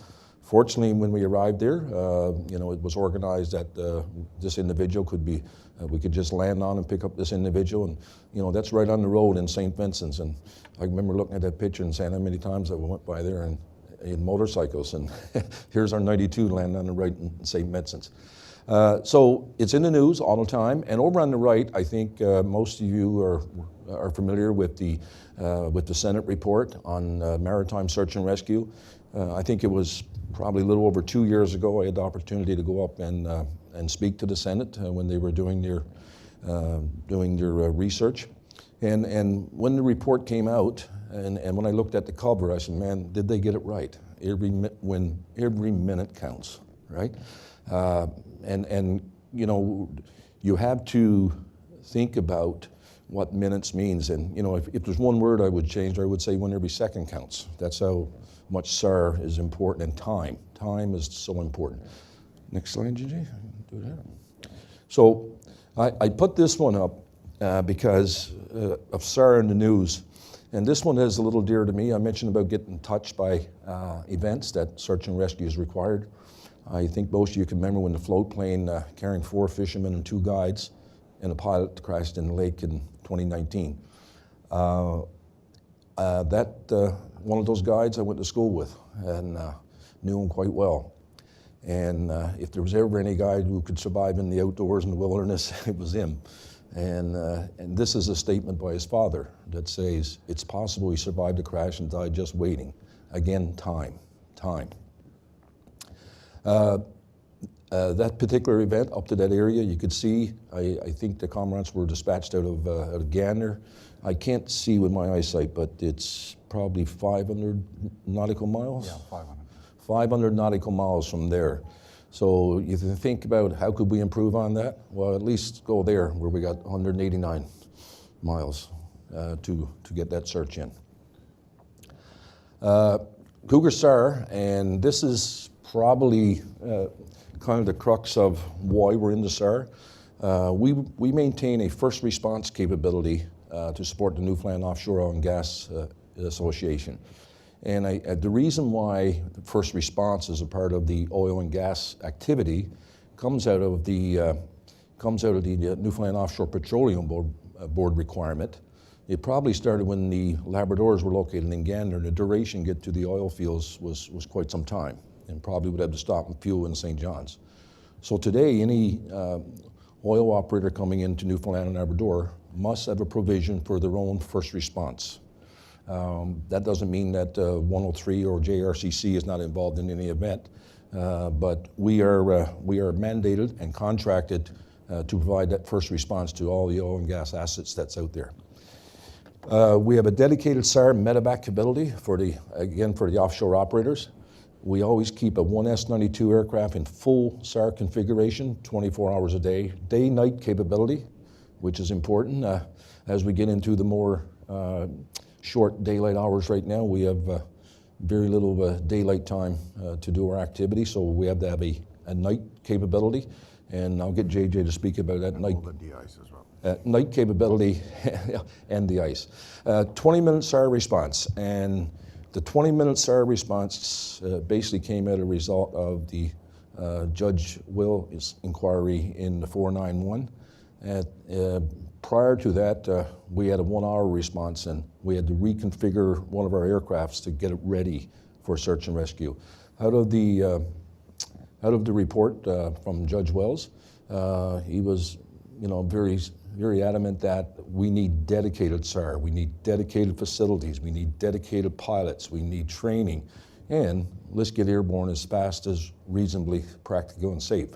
So we have a 20-minute SAR response, wheels up, fly away, and of course that's a 24/7, 365 operation. When I get to the area, and one thing is important, we got to have all the aircraft in the world, but if we're not maintaining it to good maintenance standards and keeping it serviceable, so we regularly exceed 95% capability on the readiness of that aircraft, which is great. Anyone who's in the aircraft business knows that's a great number. Capabilities, I'm going to turn this over to JJ, and I was going to go back, but turn this over to JJ to talk about the capabilities of our aircrafts. But yeah, one of the most important thing here that we have, what that encompasses search and rescue, is considering where we live, we must have an all-weather aircraft. If we got an aircraft that can't fly in icing conditions, that can't fly at night, only VFR conditions, you're pretty limited to what you do in Newfoundland and Labrador. This is not Hawaii where we're going to go always a nice sunny day and all this good things, and it always seems like when there is a mission, it's always with here comes the elements with it: night, wind, fog, snow. So an all-weather aircraft is key, and I'll let JJ explain the S-92 a little bit to say that we feel, and a lot of entities throughout the world feel, it's one of the more capable all-weather aircraft that's available on the market today. Thank you, Hank. Yeah, so that is the S-92 that we use in our primary SAR role. We also have a backup aircraft for that. And so that 95%, for that other 5%, we can very rapidly convert that into another aircraft into that role, fill the gap. Otherwise, the offshore industry grinds to a halt, and they got to wait for us to do that. As Hank said, all-weather capability, in at least as much as certification allows. There are limitations. I got to point that out about a helicopter. No matter what you put on it, there are certain days where it just doesn't fly. Thunderstorms, convective activity, and freezing rain. Freezing rain is not doesn't work. So the de-icing capability is important, even if you have low cloud, even as though we walk on the ground and we don't experience any snow or ice on our hands. The moment we have to touch that cloud, it will freeze on the blades. So any day where there's slightly over cloud and it's below zero, that's when you need the de-icing capability, which is literally more or less the whole winter. So if we talk about night flying, without de-icing capability, it's rather limited, because if you're going to fly and you don't know if you see cloud or not and go into it, you need to be prepared to get rid of the ice. I put the Bell 412 up there. This is the most recent addition to our fleet. This helicopter does not have de-icing capability, but it is also an IFR-rated aircraft. And by that we mean we can fly in cloud We can fly at night. In its present configuration, there are some modifications that we would like to do to make it far more suitable for rescue work at night, such as night vision capability and so on, but the airframe is certainly capable to get all that. But that aircraft is available today, flying, and we are doing medevac services with that or any sort of light charter work. Those are the two aircraft in our fleet, and I'll talk a little bit more about them. Cougar SAR since 91, just put a picture up there. You know, this is not the only time Cougar helicopters have done search and rescue. Those are some of the bases in the world we've operated, functioning as search and rescue in various grades. There are day SAR, there's areas, it's only here in Newfoundland now and perhaps in Greenland and the northern regions that we worked where we had the de-ice SAR capability. We worked in Galiano, Louisiana, and so on. So we had SAR capability in all those bases. At the moment, it's consolidated all back into St. John's, Newfoundland. And you know, we've provided SAR capabilities to oil and gas customers since 91 and continuously grew our capability. And that picture in the bottom there is specifically interesting because the cormorants in the back, because we maintain very close ties as much as we can with our colleagues in Gander 103, and when we were in Nova Scotia also with the search and rescue base there, because they are the search and rescue, and we're there to assist when we can, except in the oil and gas industry where we're the first response. Talk a little bit about being dedicated to search and rescue. So that's what we call our campus here at the St. John's International Airport. And the two buildings, that's just a different perspective on the same building, and you see the aircraft in front of the building on a photograph on the right with that building. That is a dedicated search and rescue building. That houses at least two S-92s or an S-92 and a 412 with all their gear, the test equipment. There's a crew accommodation block there where they can stay if needed. The ready rooms, equipment, servicing of the equipment, and our maintenance for that aircraft is done in that hangar as well, so we can very rapidly stop whatever maintenance activity is on go and perhaps go fly if we have to. That was built in a fire hall style in 2012, and that is as soon as we could get it going from the Wells Inquiry. Firehouse concept 24/7. In fact, I recall Snowmageddon. As soon as we could make a hole for the guys in front of the hangar, they were there the whole night. In fact, they're the ones that took pictures and told us the state the building was in. So as soon as we could create some space for them to start the helicopter, they would have been able to go out and assist. And in short order, the military showed up on our ramp to bring that assistance that we all knew that they brought with the fixed-wing aircraft to help the citizens of St. John's. And it houses all those facilities, and that is a key element for us. We can focus that team on that task and say, we're not going to interfere in your day-to-day administration of running the company and those things that seem mundane. We want you to get the rest. We want you to focus on training and be specific about what you do, and that is search and rescue. And I talked about the capacity for aircraft as well. So that hangar faces directly on the ramp, and they can depart right there from. So we practice that every 2 weeks.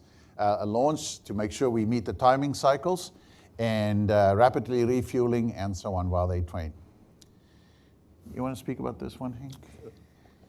No, you roll it up first, but before you move Yeah. off the slide. So oil and gas, I just wanted to list the things that we are able to do and contracted to do for the oil and gas companies today. And that's the list over there. Those are the things that they can envision happen in their industry. But on the right, I put the things up we have done for the Joint Rescue Coordination Center and the province to this day. There are things that we still also can do, but I didn't put them up there, such as on-scene response in case of a major incident on the highways or in an area. Those are special circumstances. But those are things we've already done. And to that end, we are on the call list for Joint Rescue Coordination Center, as well as the Provincial Government Air Services. We have a standing agreement that they call us, and when we are able, when we're not busy with oil and gas work or the 412 is properly manned, we can respond. But this is an important distinction. Our first contracted responsibility is to the oil and gas. And while there are passengers flying ongoing, we cannot leave our post. So even though there may be a call coming from JRCC and it looks like we're able to do that, we cannot leave. Now, we engage with our customers on that, on the circumstances, and if they can land their aircraft, many times it turns into favorable. Yeah, and just to add to what JJ is saying, you know, the differential in that screen here is what's on the left is what we are contracted to do, mandated to do, and we better perform. The 20-minute wheels up, 365. What's on the right, JJ, as JJ alluded to, is just ad hoc call-ins. Do we have additional crews?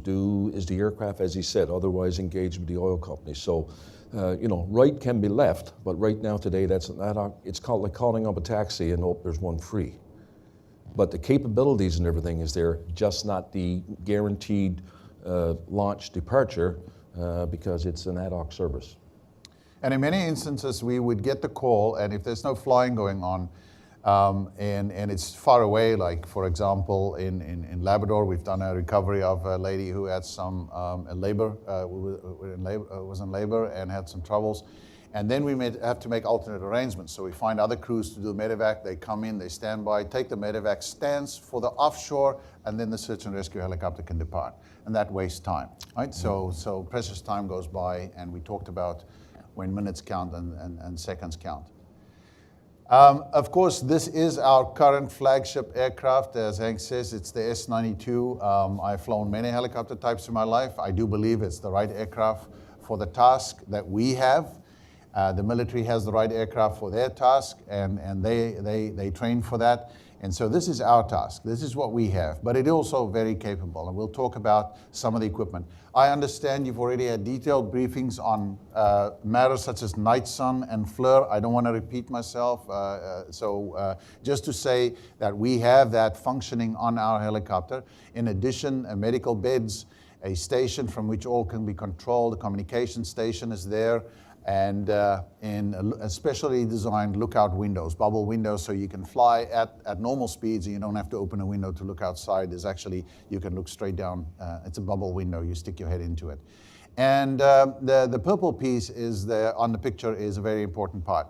That is an internal extra fuel tank, and we can actually install 2 of those. That adds about 45 minutes of range to the helicopter, and I'll talk about that specifically.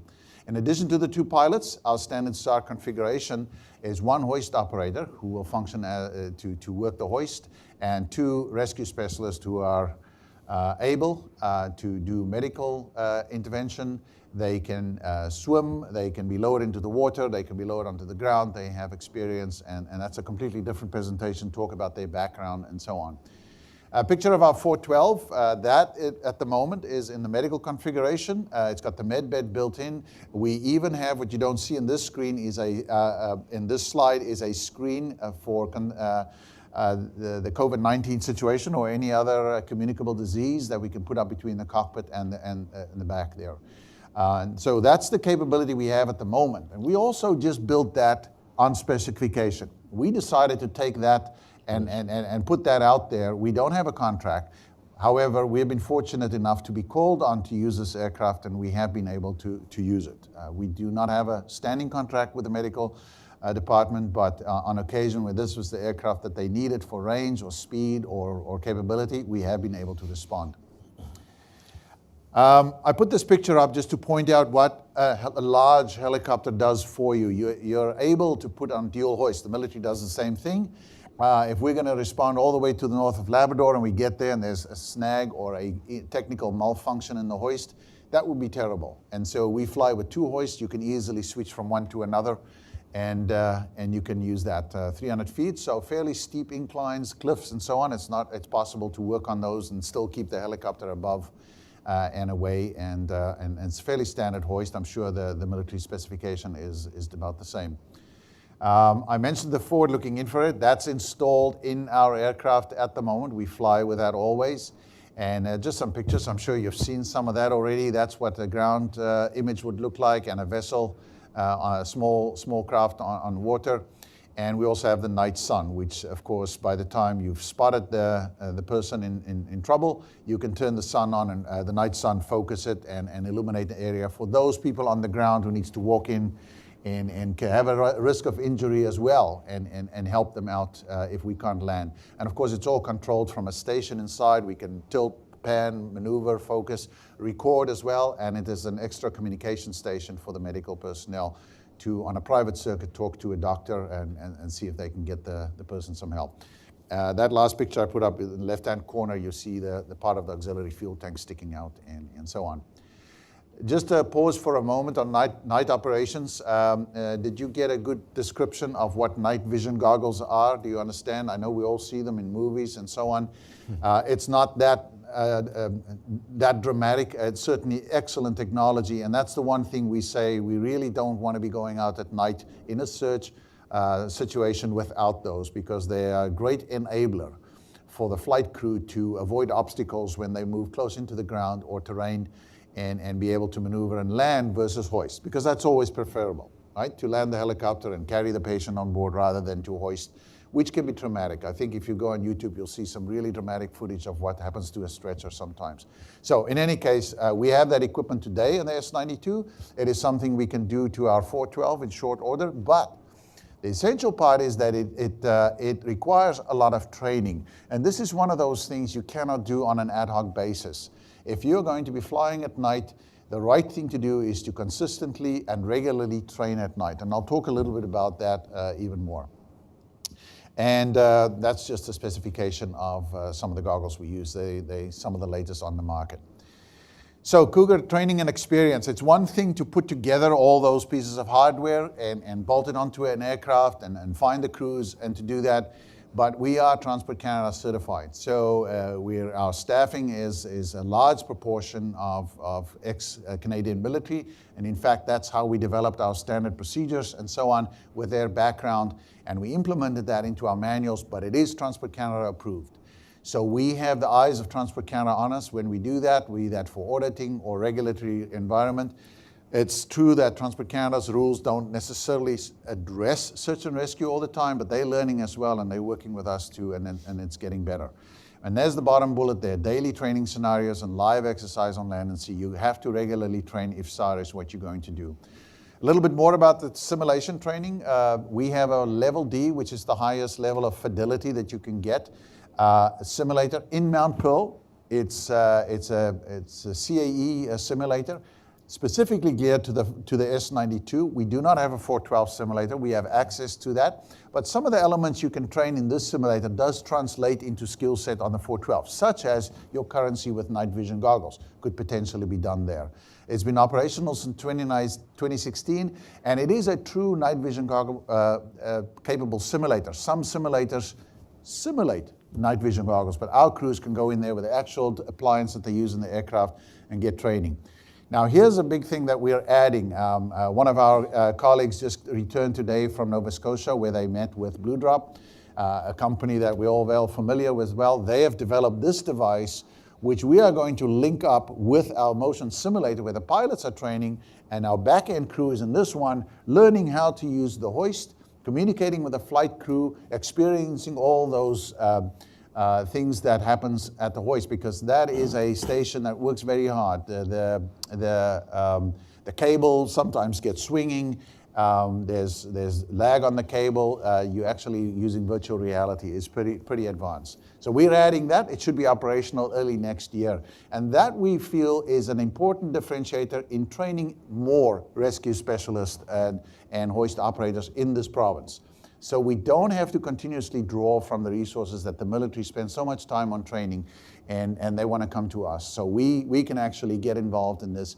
And that means we're not robbing Peter to pay Paul. It's just a complete growth in the system that we are able to do.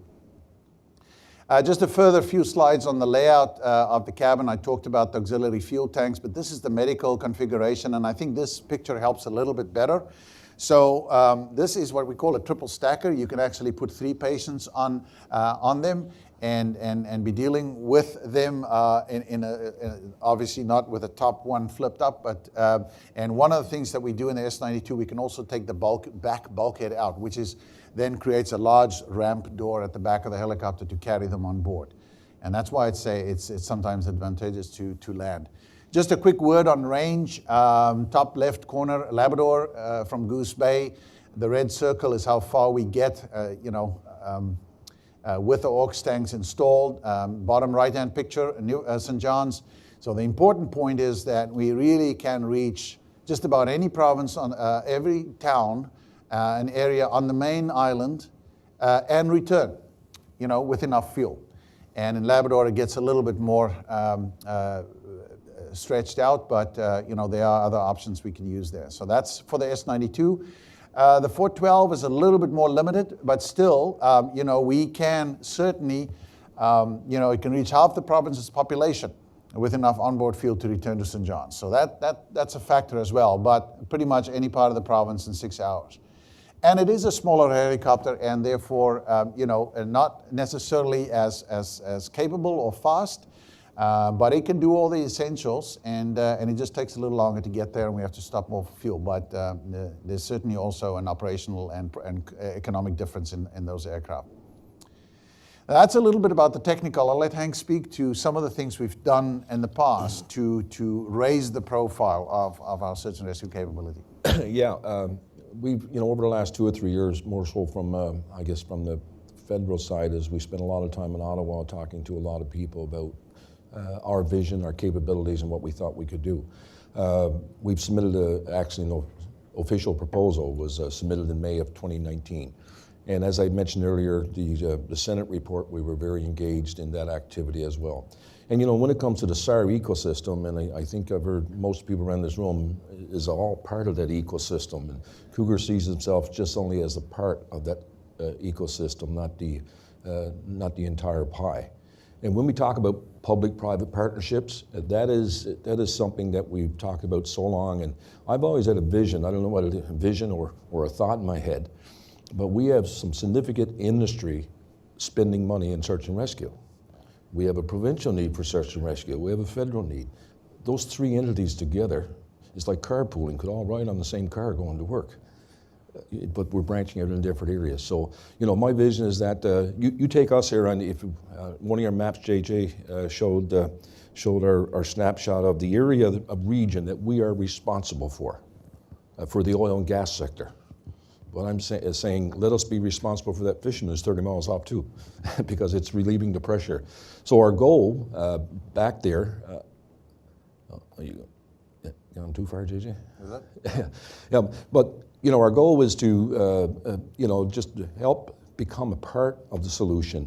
And when I talk about, there's no way, and I do appreciate what the military does, the overhead support that the fixed wing brings in, the ground search and rescue, but we think we can supplement and augment both the provincial and the federal current search and rescue to a point that a partnership will work for us. And I always say when you're a commercial entity, please make us performance-based, make us deliver. Yeah. And that's how we operate in the oil and gas sector. If we are not there, ready to do what we're tasked to do, you don't get paid for it. So, make something performance-based. Training support, and JJ alluded to, we're making a significant investment into training. We've done it in flight crews. As a helicopter company, and I'm on the board with Heli Offshore, which is an international safety forum. It's called Heli Offshore. And the training that we do here is about 3 times more than any other entity that provides offshore oil and gas services. And we do it because we see the value in training. And there's no bigger supporter of simulator training than this guy here. And what we're doing with the back-end crews, and we always have a ton of resumes that come into our facility looking for employment. Flight crews, search and rescue people, but as we never said we will deplete 103 or any other entity to the point where that's not helping anyone in search and rescue. I remember we had a chief pilot one time, and he was looking for 4 individuals, and he had 4 highly qualified people from the military. And I remember saying to him, "You're allowed to take 1. You're not taking 3 from that unit." So training here, and then local content. Let's train local people in Newfoundland and Labrador to be rescue specialists on the back of aircraft. You talk about local knowledge and all these things there. So let's train local, and that's what we're doing with the back-end that crew. applies to the flight crew too. We have so many flight crews from the Labrador area as well, and it takes a bit of getting used to operating here. It doesn't mean anybody can't come and learn it, but it's sort of ingrained in them to do that, more so than myself. You know, the items that are listed over here is basically the items that is the content of what's in our SAR proposal that was submitted. So I just thought I'd put that up there just to give you context of what we've been looking at.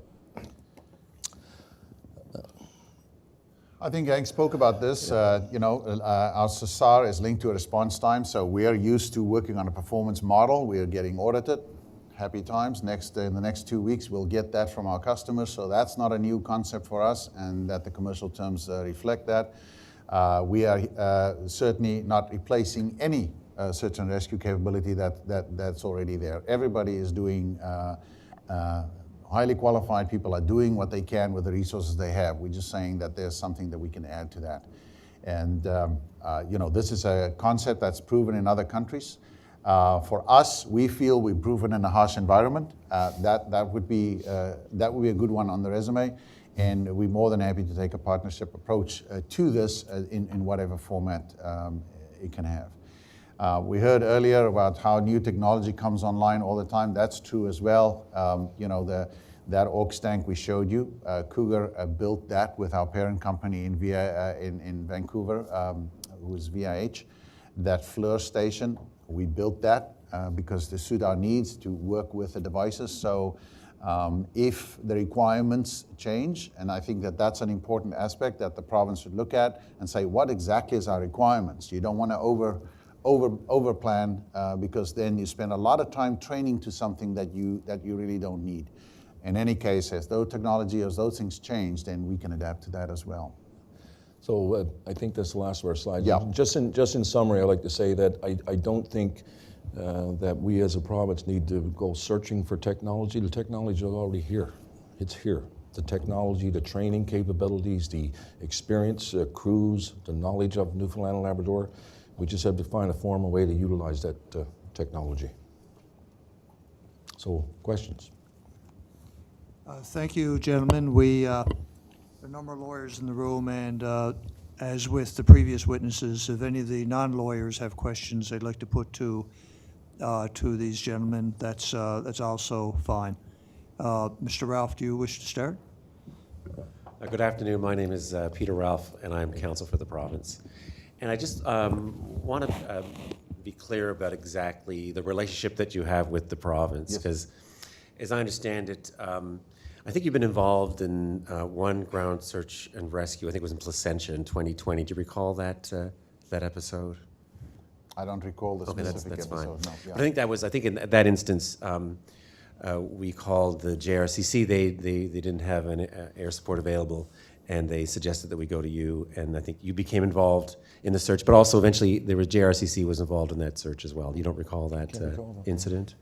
No. No, that's fine. Don't worry. Yeah, okay. Because I think otherwise, as I understand it, when the province is asking you for assistance, it is generally hospital-to-hospital transfers or rescue medevacs. Is that correct? Yeah, that would be a good. And could you tell me what arrangement is in place in terms of those types of activities? Well, we do have standing rates with them for both the S92 service and the 412.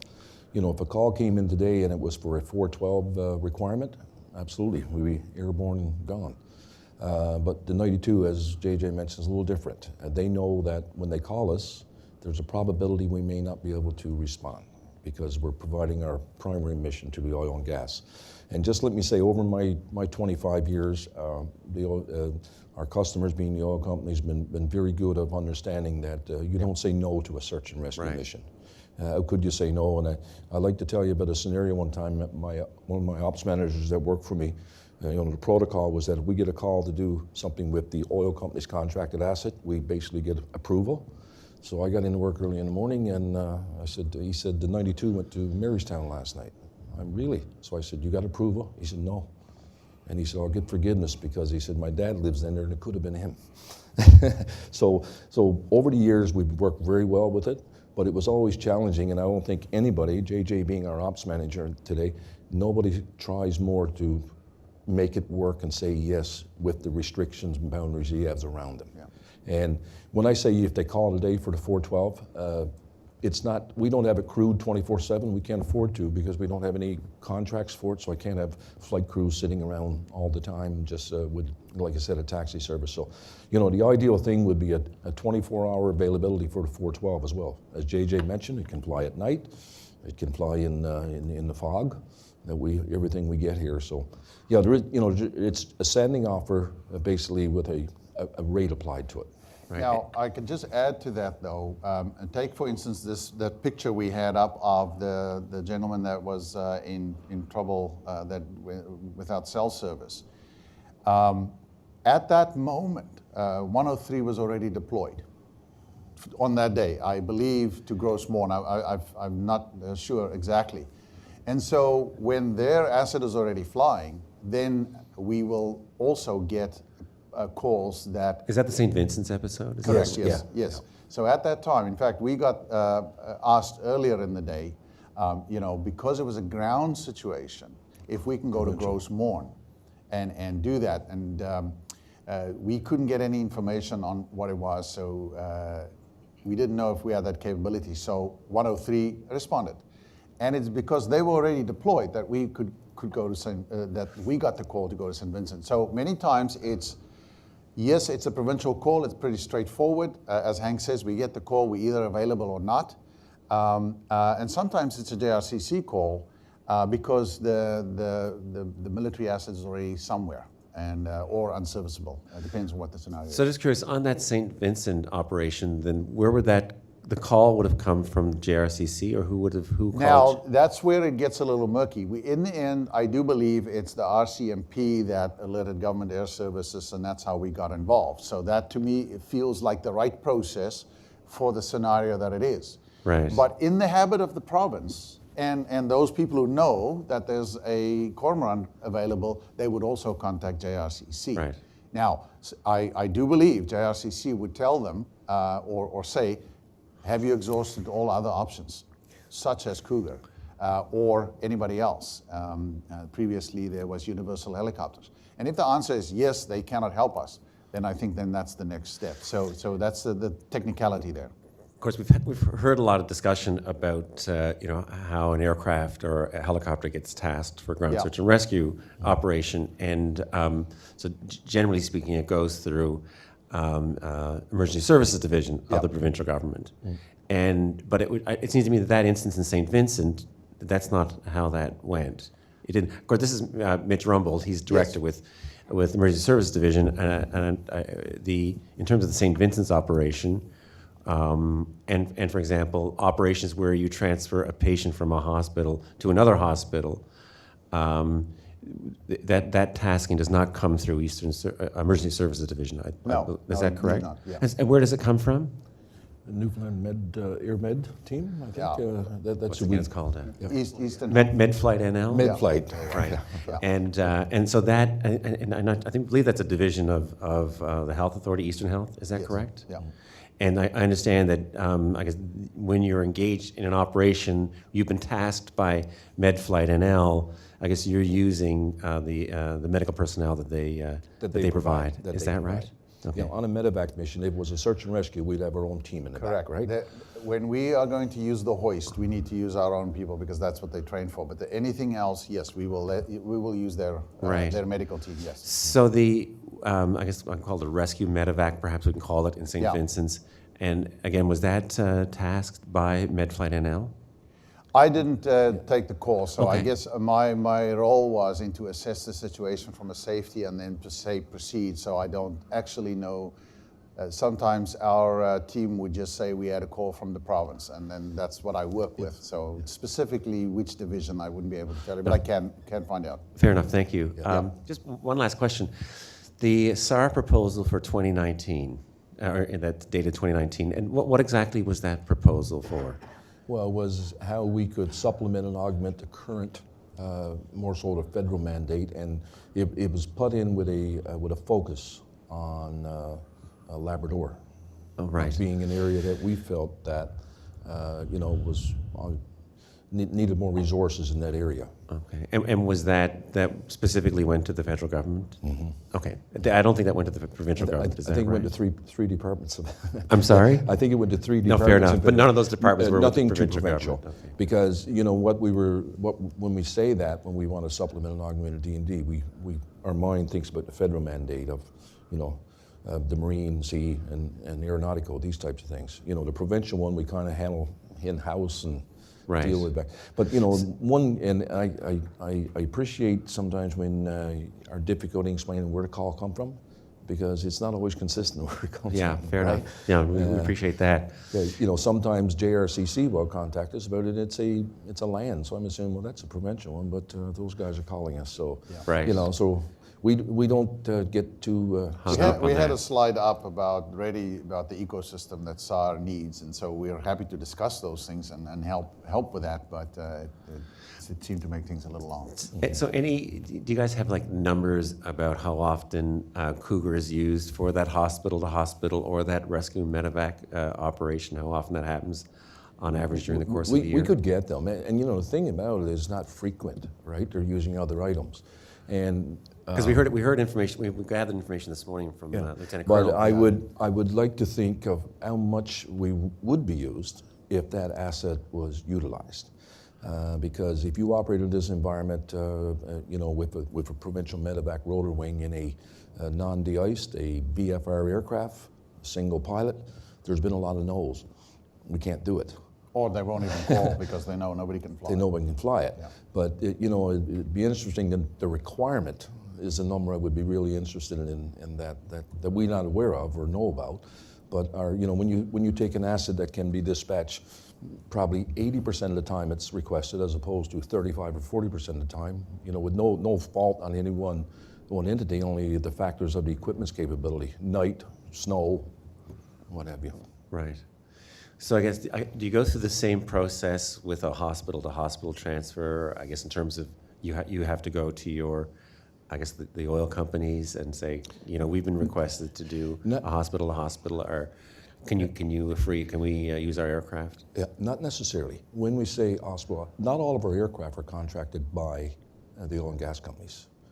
The search and rescue division. So if we require a search and a rescue with a hoist aircraft, S-92 Sartex, that's the mission we would leave. But not the 412. If you wanted a S-92 today to do a transfer from Clarenville to St. John's, yes, no, not a problem. We don't need to get permission from anyone on that and just go do it. Right. But when we take a contracted service, which the search and rescue division is. And I'm sorry, that's just the S-92s? Is Yeah, that right? yeah. Okay. Yeah. Great, those are my questions. Thank you. Thank you.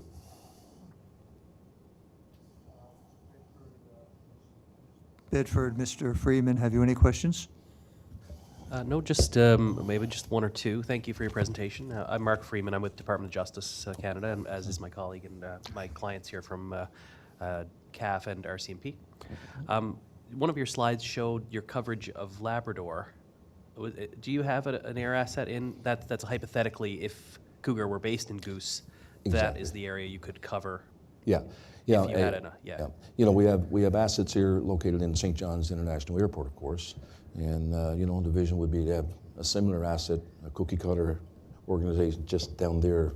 And that's the range we could cover. So that was more so the capabilities that we could do with an asset in that region. And with that said, when you look at the Labrador at the airport, it's extremely capable. Is so much potential there. So Lots of infrastructure there. Yeah. Right. It wouldn't be a stretch. Yeah. It looked like there was another circle to the north of it on that slide as well, but I'm not maybe. Yeah, that's with a further vision for Iqaluit. Oh, another hypothetically. Yeah. Okay, I see another potential business or what have you. That makes sense to me. So thank you for that. So, how many S-92s does Cougar have? Is it 10? Do you have 10 S-90? I mean, I'm not trying to put you on the spot. Pre-COVID, we were operating 11 here between Halifax and Newfoundland. And post-COVID, we're operating 6 with 3 not operational. And then also the Bell. And the Bell 412, yes. And they're all based out of St. John's. All based out of St. John's right now. And how many of those are search and rescue primarily, I guess? Is it 2? We have one aircraft that's a dedicated basically the primary asset, and we have 2 more of our passenger machines that are provision to attach the FLIR or attach this, and that can be done in a couple of hours, right? Okay. So, you know, every aircraft has to come out for some scheduled maintenance. So this aircraft comes out, we actually, we don't transfer the equipment like the nights on the FLIR. We have an additional kit. So we install that kit now on a passenger aircraft. So we have 3 out of those 7 aircraft that we're currently operating today that can carry all the search and rescue technology. Okay, thank you. Mr. O'Keefe, have you any questions? No, not right now. Thank you. Mr. Williams? Thank you. Tom Williams, I'm representing the family Burton Winters. And just to follow up on Mr. Freeman's discussion there, in terms of the availability of aircraft. So do I understand there is one primary search and rescue aircraft? So can you explain to me, and I know you did address it in your presentation, I may have missed it, in terms of how the availability would work for that aircraft if it was to supplement our existing system? So I know it has to be 24/7, 365 ready for offshore. On what occasions or how could it be utilized to supplement our existing system? Well, I don't think that aircraft could do it. It would be now having 2 aircraft in a SAR stand, but yet availing of all the infrastructure and the training, that's the cost is already borne. It's here. Okay. So, you know, we will always have a obligation, I hope so, for as long as I'm working to be providing that service to the offshore. Sure. That won't leave. No. That won't leave. So that aircraft almost has to be assigned to the offshore oil and gas. There's periods of times we can take it, but to get the service that we're talking about here, yes, you know, you need an additional So one asset. of the other passengers could be equipped. Absolutely. To address those Yeah. issues. Yeah. Okay. And I know on one of your slides that you spoke of public-private partnerships. Mm-hmm. And I've referenced at different occasions during the inquiry a similar, and I don't know if I'd call it a similar arrangement, but it may be is that arising from the inquiry, the Wells inquiry, there was a recommendation, it was recommendation 4, that a protocol be entered into between DND and helicopter operators, which would be obviously Cougars, so that each will know the other's aviation resources, what they are, know how response efforts be deployed, what circumstances, and clarify the respective roles. And I know that was in fact adopted, and I think it was adopted in 2011. Yes. And I'm presuming it's still in practice Absolutely. today. Can you expand on and if you could elaborate as to what applicability that type protocol could have with the province? Is there a similar type protocol that maybe I know it doesn't exist, but you know, is there some form of protocol that could be adopted with the province in terms of available resources, when they're going to be called? Because right now it seems to me to be ad hoc. If in the event emergency services thinks they need it, they can't utilize D&D, then they would call you, and if you're available, you can go, that kind of thing. Yeah, so I'll draw a parallel. Sure. Our relationship with D&D is such that they're aware of our assets, our aircraft, our capability. They have a specification sheet of our aircraft. We maintain close communication. When there's a changing of command at JRCC, we make the effort to meet with each other, go over protocols, discuss things that even come up in the province sometimes, that strays into the federal world. D&D, just in 2 weeks' time, we have our annual joint exercise. Now, that's not always a given. Where opportunity exists, it's been very successful up to now that at least once a year we can exercise together. We always try, and seems to work out. They're coming to St. John's. I have regular meetings with the Joint Rescue Coordination lead in Halifax. So that's on that side.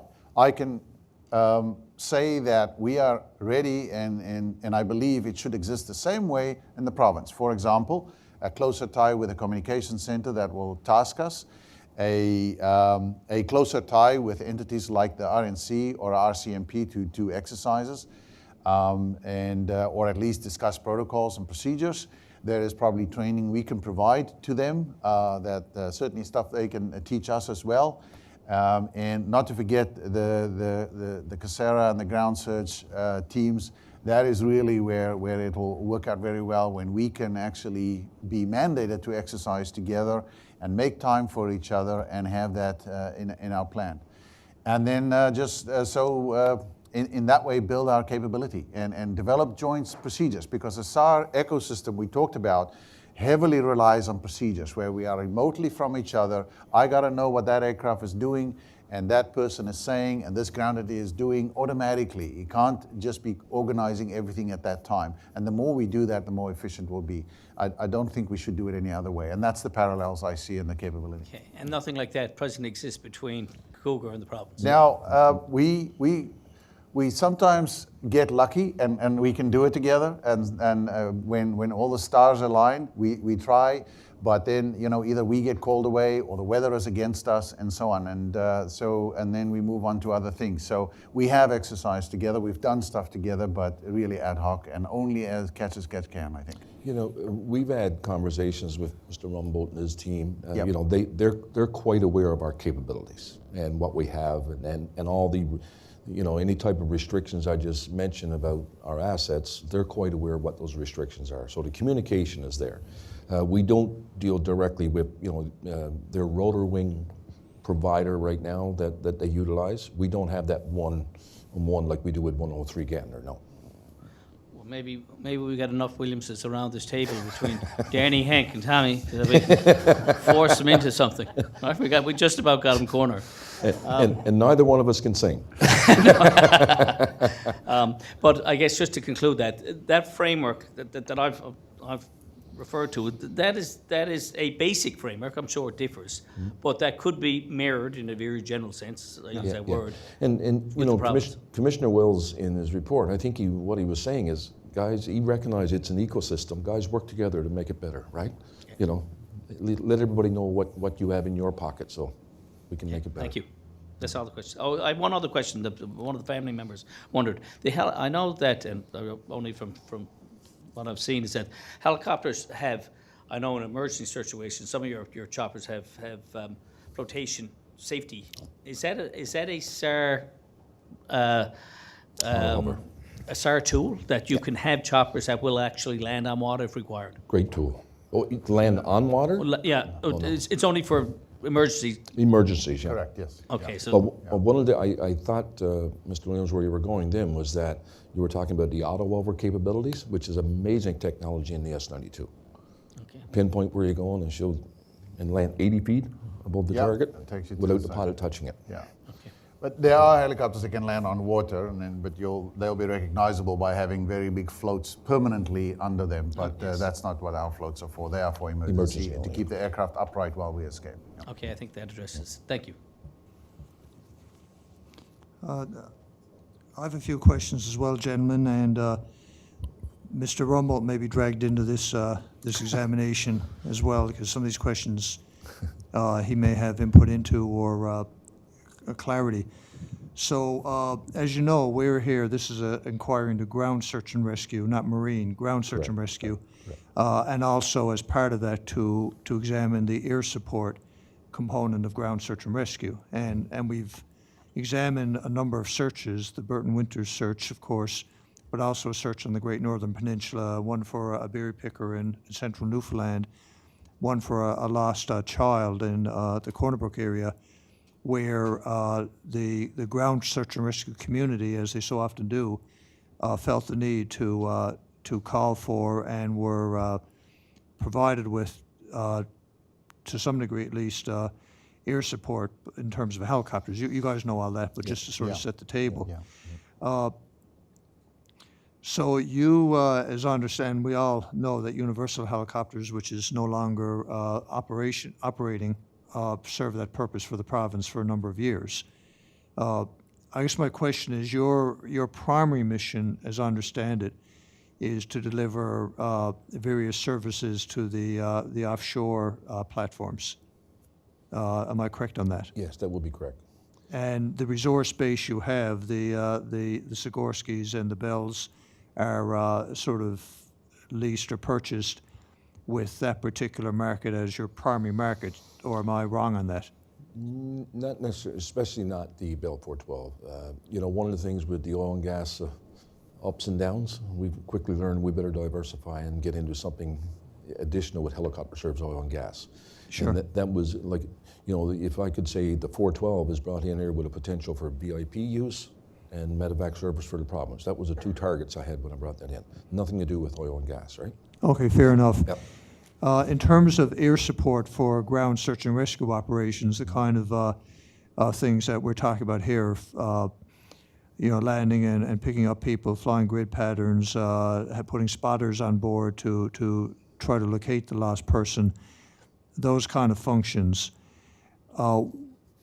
What is your present relationship with the, as you understand, with the provincial government of Newfoundland, with the emergency services for providing such air support for ground search and rescue?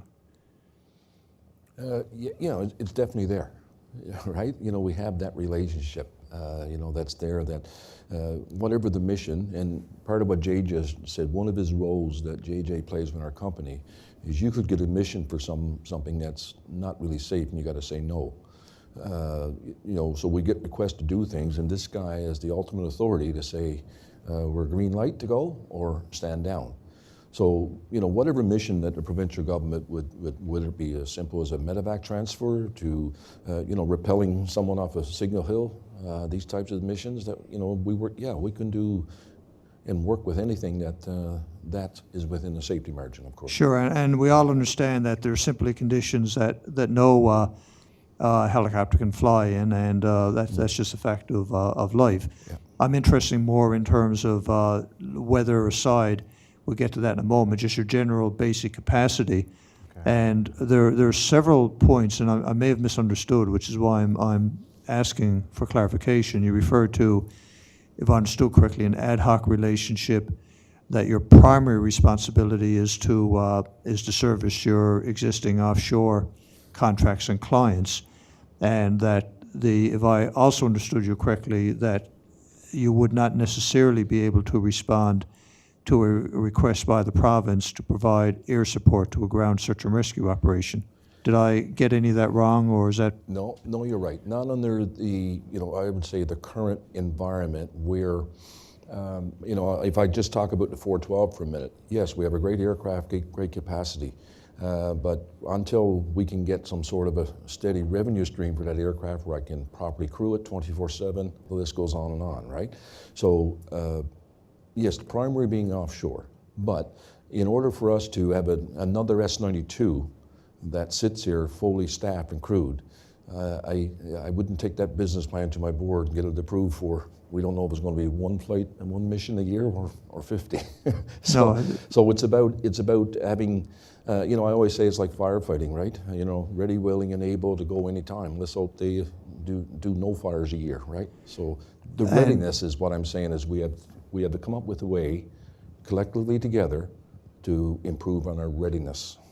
Okay, and the readiness is not a question of you lack the equipment in terms of you have helicopters that can do the job. You just may not, in any particular moment, that helicopter may be dedicated to its primary contract. Correct.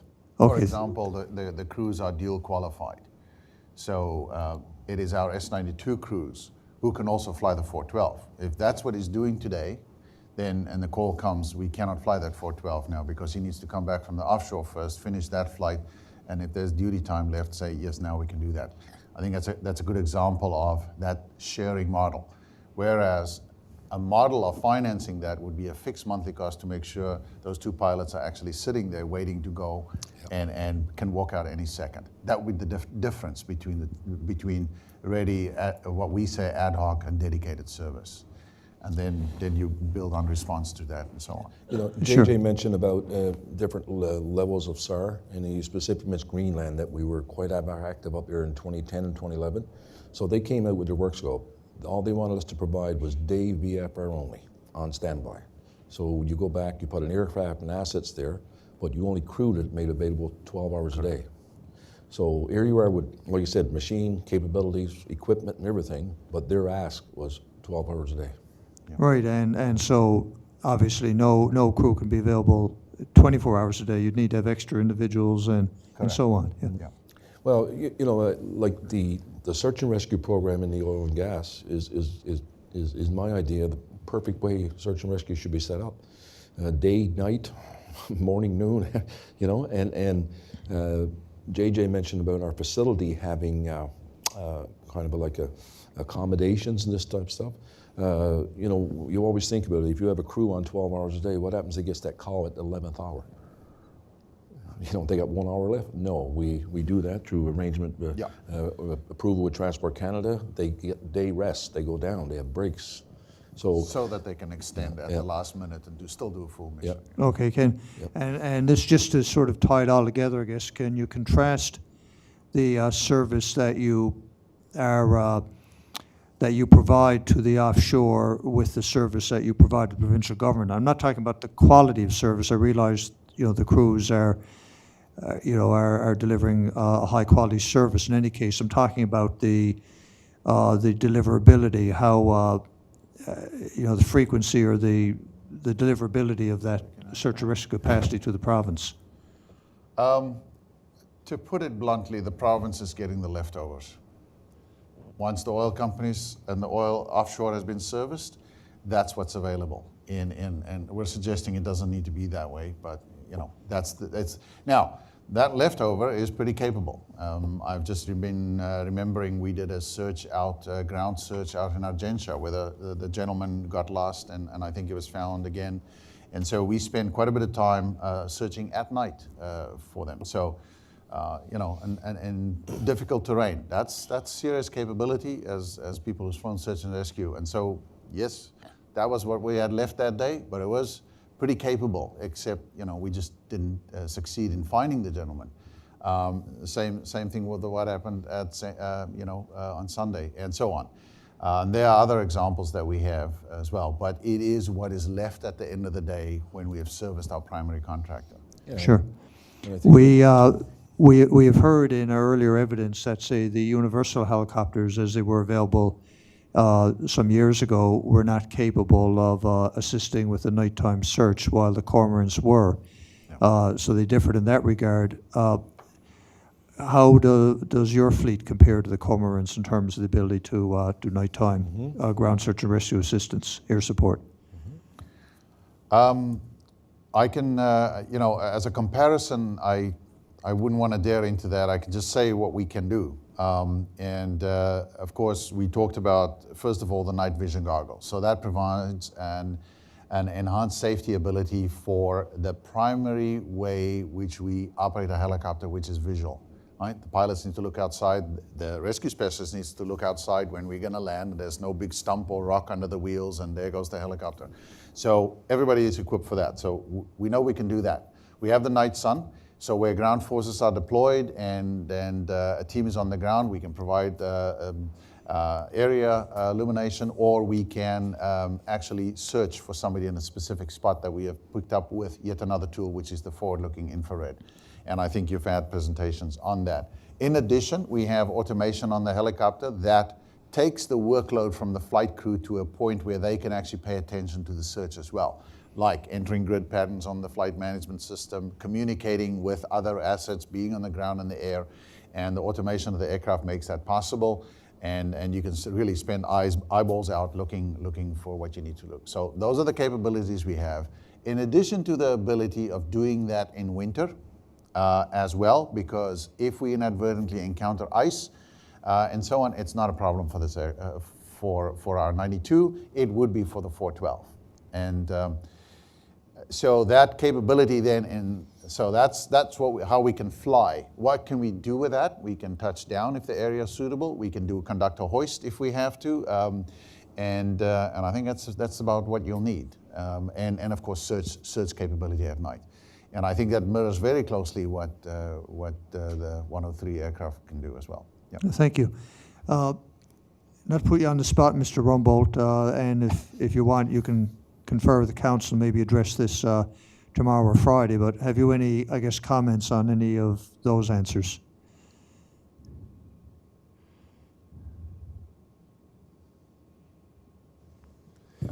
Mitch Rumboldt, Commissioner. Everything Mr. Williams and Mr. Gerber has said has been accurate to my knowledge.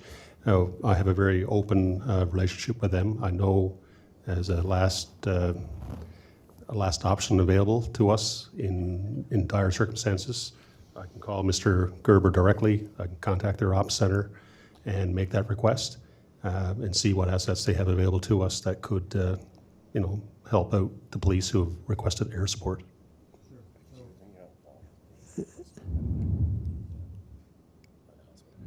And just for clarity, we don't have any involvement with the MedFlight NL team asking Cougar for hospital, or even scene pickups. We don't dabble in that. Yes, I understand that. Thank you.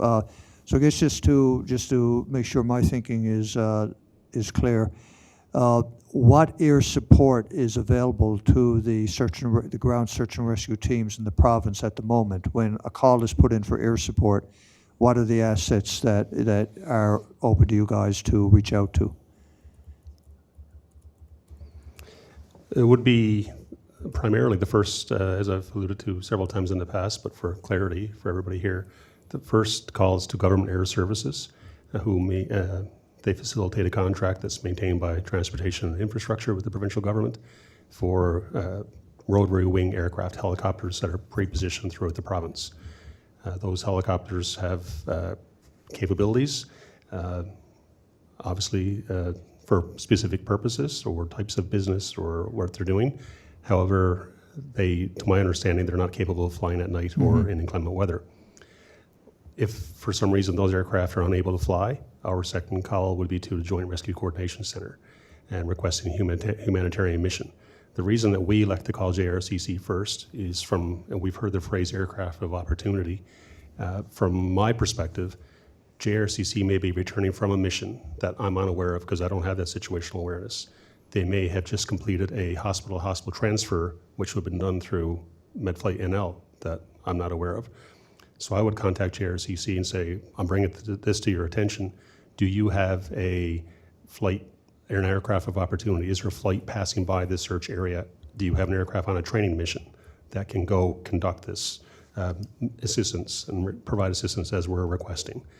If they say they don't, just recently, in the past year or so, they've said, please contact Cougar and ensure all other options have been exhausted before you come back to us. At which point we would contact Cougar, their ops center. They would work through their process to see if they're available to release their dedicated search and rescue helicopter from their offshore clients and provide that. And as Mr. Ralph alluded to earlier, there has been one case since my tenure with this division began where we have deployed Cougar to assist the RCMP with the search in Placentia. Okay, and I think I call that one the Placentia search. I think you indicated it was Argentia, but I think it's the same search. We're talking about the same search. Correct, yeah. Yeah. It is indeed Placentia, to my knowledge. And that contract, the government services contract, which previously was with Universal, is now with Canadian Helicopters, I believe? That is correct. Okay.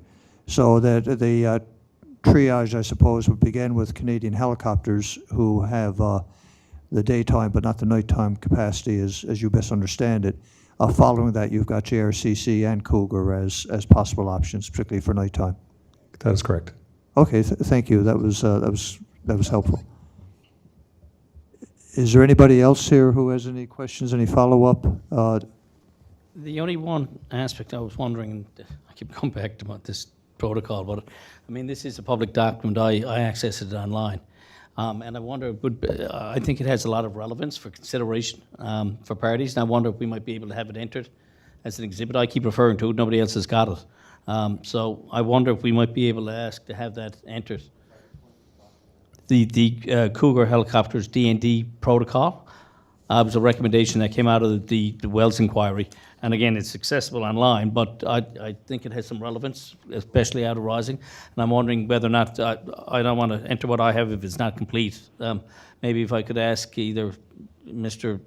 Cougar or Mr. Williams, if you would mind forwarding us a copy of that so that we can have it entered. You can send it directly to either, I would think probably Mr. Budden would be the best. Will do. Yeah, that's not a problem. We can speak about that now in just a moment. And thank you, Mr. Williams. I believe Mr. Smith had a comment, and you say, Mr. Ralph, somebody else did? Yes, the gentleman in the back there, forget his name, but I think he's with... Would that be Mr. Murphy? Yeah. Mr. Bartlett.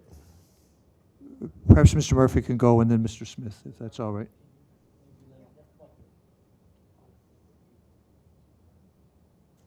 Mr. Murphy, I believe you made. It's Captain Wilford Bartlett. Oh, I'm sorry. Commissioner. Hank, I hope you're not there for some more of my teeth. We're all hockey combatants. Hank is a long-time friend of mine, by the way. My name is Wilfred Bartlett. I'm a founding member of the Canadian Marine Rescue Auxiliary back in the 70s. The first one, by the way, in Canada. I'm very proud of it. I've been very active all up through the years. But one of my biggest beefs have been, I guess, and this is not new, I've been in the papers many times, anybody reads my letters, is that the response time of D&D in Gander. I've been very critical. I've lost a lot of friends to the ocean, as many Newfoundland have. And Hank, you're right, every second counts when you're on the water. It's not like you get a flat on land. You can roll over and fix your tire every second. I talk about 3 response time now. Melinda Keith, 18 minutes, took the helicopter to get off the ground. Ryan's commander, 60 minutes to get off the ground. Checkmate 3, 50 minutes to get off the ground. Now that's a long time, a helicopter off the ground for rescue at sea. My question to you, Hank, is how can you do it in 20 minutes when it takes the Canadian government 60, 70, 80, sometimes more minutes to get a helicopter off the ground? Well, I only speak to our procedure of I know the answer, but I'd like for the group getting to airborne. know. You know, when our work scope from the oil companies was very prescriptive in what they required for us to provide in search and rescue. It was a 20-minute wheels up response time. So what you had to have for that, we soon figured you need a dedicated aircraft, dedicated crews, you need a built-for-purpose facility. And sometimes it's simple things where you can get minutes where minutes count. In our old facility, if we had a mission, we had to bring over the tug, attach the tug and tow it out. When we built our new facility, we made it 18 feet wider so the tug is always permanently attached to it. You save minutes there. And like I say, that's what we're contracted to do. We practice it, we have procedures in place, and perform it regularly that we can get airborne in 20 minutes. Yeah, my Just, question. Mr. Bartlett, just a reminder that we're a ground search and rescue inquiry, and while obviously the marine searches are important, they're outside the scope of what we're allowed to look at this inquiry. Yeah, but the other thing is D&D is off from tasked on land too, right? So you can't have one, in my opinion, without the other. Okay, thank you. Mr. Budden, if I may, Captain Bartlett is part of our group. I didn't know he was going to ask a question. It kind of took me by surprise as well, but I would make one comment. I believe that this presentation, just to your point, I believe this presentation has put that question squarely in issue. I mean, with all due respect, I know we're all aware of the parameters of the inquiry, but I think the question properly put is, could the gentleman from Cougar offer perspective on timelines for mobilizing aircraft? I mean, that's what they were talking about, really, was, you know, the services they offer, and obviously we're here to find a better way, if there is a better way. So I think the question was actually squarely put and fairly put, but just want to make that comment on the record. Fair enough. I believe Mr. Smith has questions as well. Commissioner Richard Smith. Gentlemen, thank you very much for the presentation. It was very informative. Just a couple of questions on the Bell 412 platform. Does that have the night sun and FLIR capability mounted on it with the crew if it should be called upon? Not at the moment. But we always kept that in mind when we ordered the helicopter and got it in here. And so it's squarely in our plans if we have the financial means to it, which would be some sort of contract for that. Thank you for that. And does Vancouver Island Helicopters have any similar type of SAR program elsewhere in the world right now with man-up and minimum contracts? No, BIH Aviation, their primary role was firefighting and LE logging. They're not into oil and gas or search and rescue business. So the only other example would be the Greenland example, would that be correct? Yeah, Greenland was, that program was ran by Cougar Helicopters. Thank you. And the company, of course, is in business. You would be open then, very similar to wildland firefighting, to having a contract and minimums for SAR services, would that be correct? Correct. Thank you, sir. Thank you. I'll just jump in here as well. I guess realistically, from a business perspective, your contract is with an oil and gas consortium, comprised of several oil and gas companies, and they hire you to do the SAR. Yeah. Given that St. John's is the nearest base to the present oil field, can you see any time when the oil field, if it shifts to the North Atlantic, may require potential for aircraft in a place like Goose Bay to be closer to that? Yeah, absolutely. And, being a part of NOIA over the years, and you look at the potential seismic activity shows where the oil and gas, the potential for oil and gas is, and you can see it goes right up the North Coast, right on down to Labrador. And we always said that once that starts shifting, we may have to start thinking about what is the quickest access to the site. You look at areas like Bonavista, if something happens down that way. So as you get down, as you go down, if any potential work that would be done off of Labrador, for example, in oil and gas exploration, under the covers of the Offshore Newfoundland Petroleum Board, they would be required to provide search and rescue there. So yes, I can see that happening in Goose Bay. And that's my optimism for oil and gas and helicopters. You have contracts with the UK and, as you indicated, Ireland. So they are independent governments then. I mean, Ireland is not contracted under UK. There are two different separate contracts you have there to provide search and rescue to the marine field? No, we don't have. I think what JJ was saying there, the model used in UK and in Ireland, that it's a civilian operator providing search and rescue for the country, as opposed to in Canada it's the military doing it. Understand. So what he's saying, what was similar about it is that it's a civilian company and they use the same asset and technology that we do, the S-92 aircraft.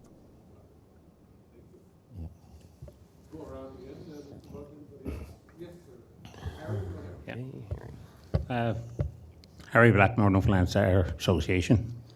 If you guys were to hopefully get a contract for this, would there be a dedicated aircraft left in Goose Bay and one also in Deer Lake because of the time restraints? If you got to leave St. John's to go to Goose Bay and on up, we're 3 and 4 hours out again. Is there any possibility that, for me, time is what I'm looking at, to be very truthful with you, is we need a helicopter St. John's area. In my opinion, I think we need Deer Lake and we also need Goose Bay as a dedicated resource. Is there, I know it would come down to dollars and cents for sure. If they said yes, do it, you do it. But would that be a possibility? Yes, I would say a possibility from the capabilities and the willingness to do that is there, absolutely, Harry. But it will depend on the scope of work of the contract. Yeah, the willingness is there. Yeah, well, I'm talking about ground search and rescue. Yeah. For my purposes. Yeah. That I think for the coast especially, from Goose Bay up, we need a dedicated machine. I think there's one needed on the west coast, and I think one here because of an old co-worker was in Corner Brook a few months ago. Yeah. Same thing, we still got to wait an hour and a half or 2 hours for someone to get there. Yeah. And time, as you said, is important. Yeah. So I have been a component of the Highline system with the regular helicopters, as you well know, and I hide nothing. And quickness is my thing, and I agree with you 100%. If you got the capability and you had them in those 3 places, I'm on board. You know, I always view things, you can never have too many firefighters, you can never have too many policemen, we can never have too much search and rescue, but, you know, what is the balance? And that's, we're here to say someone figured the balance and we'll provide what the balance, if we can, anything we could do. I do agree with you, but I think, like, minimum, got to be St. John's and Goose Bay. That's a minimum. I agree. Does anybody have any follow-up? If not, then we would be done with these witnesses. I do just have one question again, Mark Freeman for Justice Canada. So, I mean, we live in a world of finite resources, obviously, and none of us in this room are politicians with the power of the purse, as they say. You know, I asked this question obviously in that context, but I mean, hypothetically, if the province were to contract with Cougar, you could provide that 24/7 service in Goose Bay or Deer Lake or St. John's. Again, in that hypothetical scenario where resources perhaps were not limited. Yes. Now, when you say, can we do it tomorrow? No. With a proper work score and a timeline for implementation, absolutely. Okay, thank you. Nothing further. Thank you, gentlemen, for your presentation. The only other bit of scheduled business for today, I have two further exhibits I would like to enter, not out of these two witnesses, but some matters from earlier in the inquiry. And the first is, these are both booklets that Mr. Smith has provided, and the first is entitled Search and Rescue Management Field Operating Guide, April 29, 2019 version. And it's a booklet of 72 pages, so we'll photocopy that to enter it. And that would be P195. Thank you. The next is a little booklet entitled Stress Management for Emergency Personnel, and that's a booklet of looks to be 20 or 30 pages. So, Madam Clerk, I'll pass these over to you. These obviously have to be photocopied to make them make it possible to enter them. Pardon? We've already entered that. We did it at the beginning of the evidence.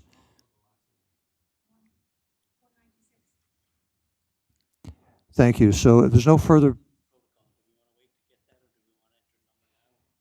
we might as well. We're back here in the morning anyway, so we could enter it then. If you guys can get that to me, I'll give you my email address. No, we already have that. It was the D&D Cougar, I think. Yeah. Yeah. Thanks. If there's nothing further, we're back on tomorrow morning at 9 o'clock with Mr. O'Keefe and his client's witness, who I believe is Mr. Merv Wiseman. All rise. This Commission of Inquiry is concluded for the day. Thank you.